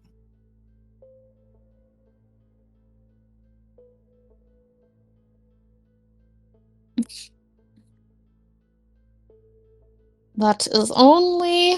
that's not that bad. It's a 9.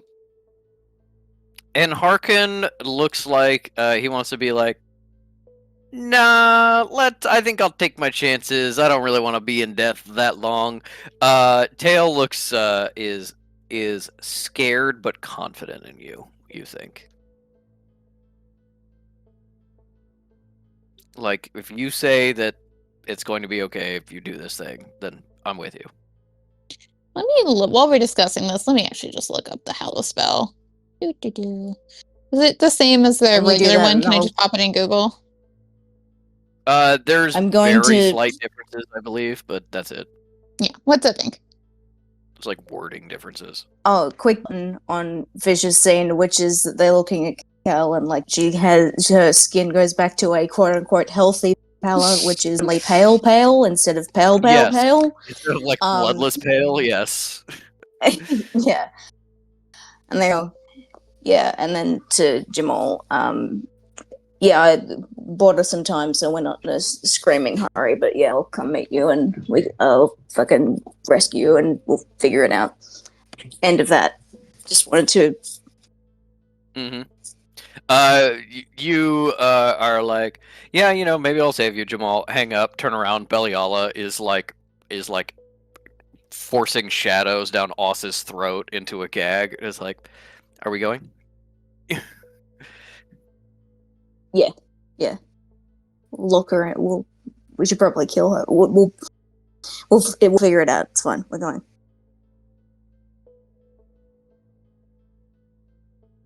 Okay, well, I guess we'll find a storage closet or something. Oh, there's a jail, right? We'll use the jail. Oh yeah. One thing you probably would have noticed, but not necessarily paid attention to until kind of the emergency was done. With just your passive perception, you look at the corpse of the cleric that tethered Cal. First of all, this is the first time you're like, oh, Cal said that he died. This is gross. He's decapitated. There is blood absolutely fucking everywhere. But you look at it and the blood is dry and really dark, and there are starting to be little flies going around the body. you realize that maybe more time than you thought has passed while you were meditating in the death realm. Yes. And Fish does gross, mop it up. Yeah. And then and yeah, maybe leaves Kakano to look after Cal, as in like just sit with her for a little bit. It's like, you stay as long as you want, buddy, and then come find Yeah. us. Probably help like you prop know, Cal up so she's back in like a sitting position or like laying in the recovery position instead of just sprawled on the floor after getting hit in the head. yeah, like hey Kakano, do you want to be Denier's pillow? Like, would that be good for you? Okay. Okay, yeah. I'll keep an eye on her. Don't worry. I won't. Collision, you have a heavy head. There we go. It's heavy because it's got lots of book smarts in it. Exactly. It's got lots of smart people's brains. Yeah. And you should tell her that. I think she'd like it. Okay. Claytonus, your head is heavy because it's full of smart people brains. I meant more when she was awake, but that's okay. See you later. Cal gains +1 intelligence. +1 confidence. As you head out with Sheeta, you are able to drop Oss into a cell, and as you're probably like getting ready to leave, Ashita goes through and just like plucks off all of her necromantic rings, so she doesn't have her necromantic object, and lock her in. The temple seems to be still in chaos, but not as much chaos as it was before. Things are seeming to like settle and go back to normal, and you think it's probably only a little bit of time before somebody's like, aren't you guys supposed to be in jail? So you've got to be careful about not being seen and not approaching others as you try and figure out what's up with Jamal. Meanwhile, what about Cal? Does Cal decide to create a hollow spell? Does she decide to, take the journey maybe farther out of death and then do the hollow spell, or just try to go and heal people? What do you think? So Ellie, I'll discuss it with you. I know you desperately want spell points back, so do you want to do a 8-hour long rest here, or do you want to do a 24 hours and I'll do Hallow, which kind of gives us an infinite amount of time, though I was looking over at the spell elements, and there's nothing there that's like specifically helpful except for it's just like general protection of, making it an even stronger sanctuary. For all that I'm desperate to have spell points left, honestly, the main spells that I have would just be attack spells anyway, and I don't know that it's really useful for me to have them at the moment. There's really only one spell that would be useful against Tinnitus if he shows up again, which I would need full spell points for. But otherwise, my main concern is just getting HP back more than anything else, to be honest. Like, if you've got enough spell points to do healing as we go, then that's what I would be more worried about than anything else, because I'm on 11 at the moment. Let me see. I do have like an aura spell that maybe we can modify. Now that I do have everything back. Beep, beep, beep, beep, beep.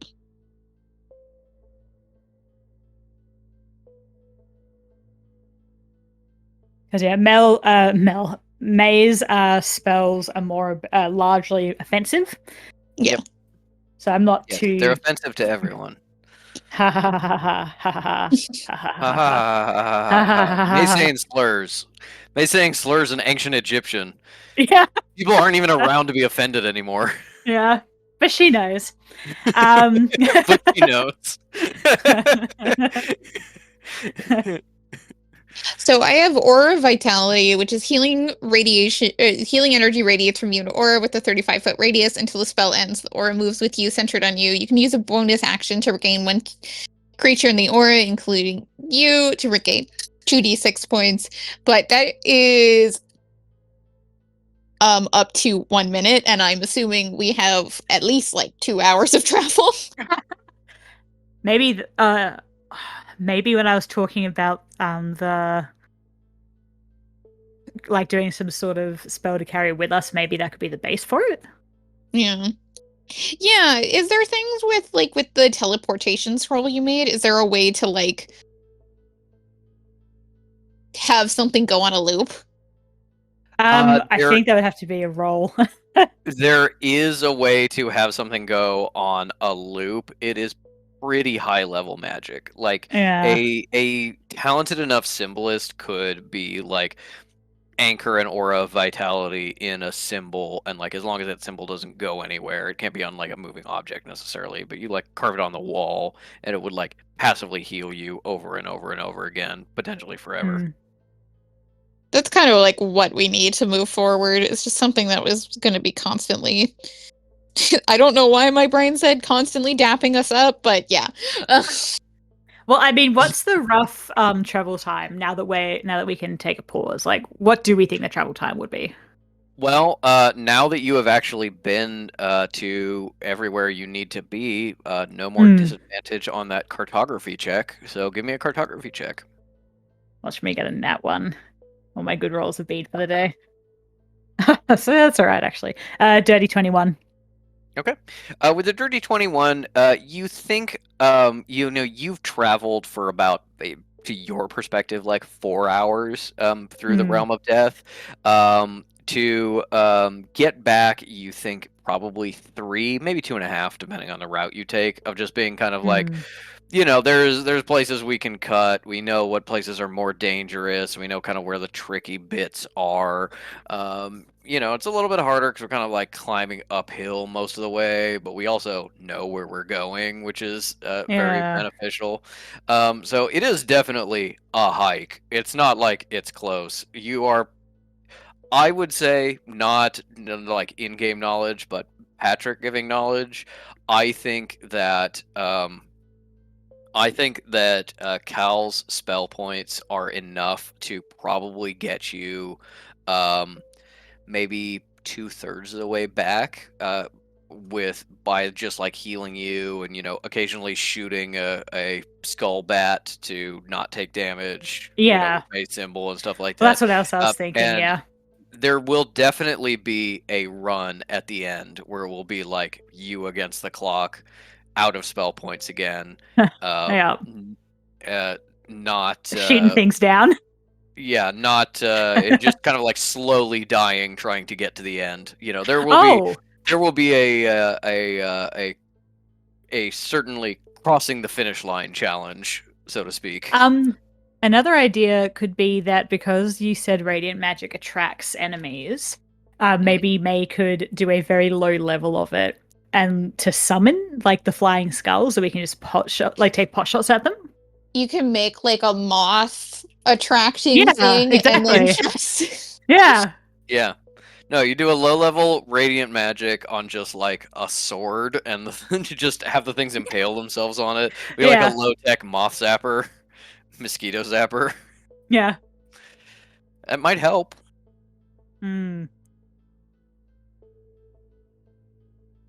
I don't know. This might be a good time to break, just so we can have a think over it for the next 2 weeks. Yeah. I will say that my personal opinion, not telling you what to do, my personal opinion is you can be just like, we run back, I'm going to make some rolls, you're going to make some rolls, and then you'll be kind of in that final stretch where you can see if like anything else Fish can do to help you, whether Jamal gets rescued or things like that. What happens with that final push is kind of the most important thing. Yeah. I mean, I'm up for that. I don't want to spend another 4 hours just trying to get back to the Yeah. start. You still don't know like how you get back necessarily, and of Mm. course Cal is still like, can I get back? You know, does Mm. my tether being dead make that impossible or just difficult? That's the kind of thing of like, well, you'll have to solve that at the finish line there, and you know, Fish does still have another Ice Heart. That's not going to work Mm. on Hal again, but they can do it on May, or save it to save one of their souls if you know, the worst happens. And you also have like and Harkin and Tails, who like they're willing to travel with you to help fight off the dangers. So yeah, you know, you're not necessarily as good as you could be, but you may be as good as you're gonna get. Mm.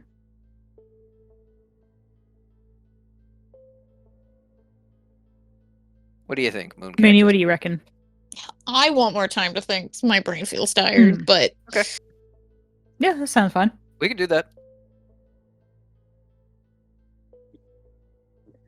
all right, Patrick. Were there any other scenes you wanted to do before wrap up, like a check in on Jamal or anything like that?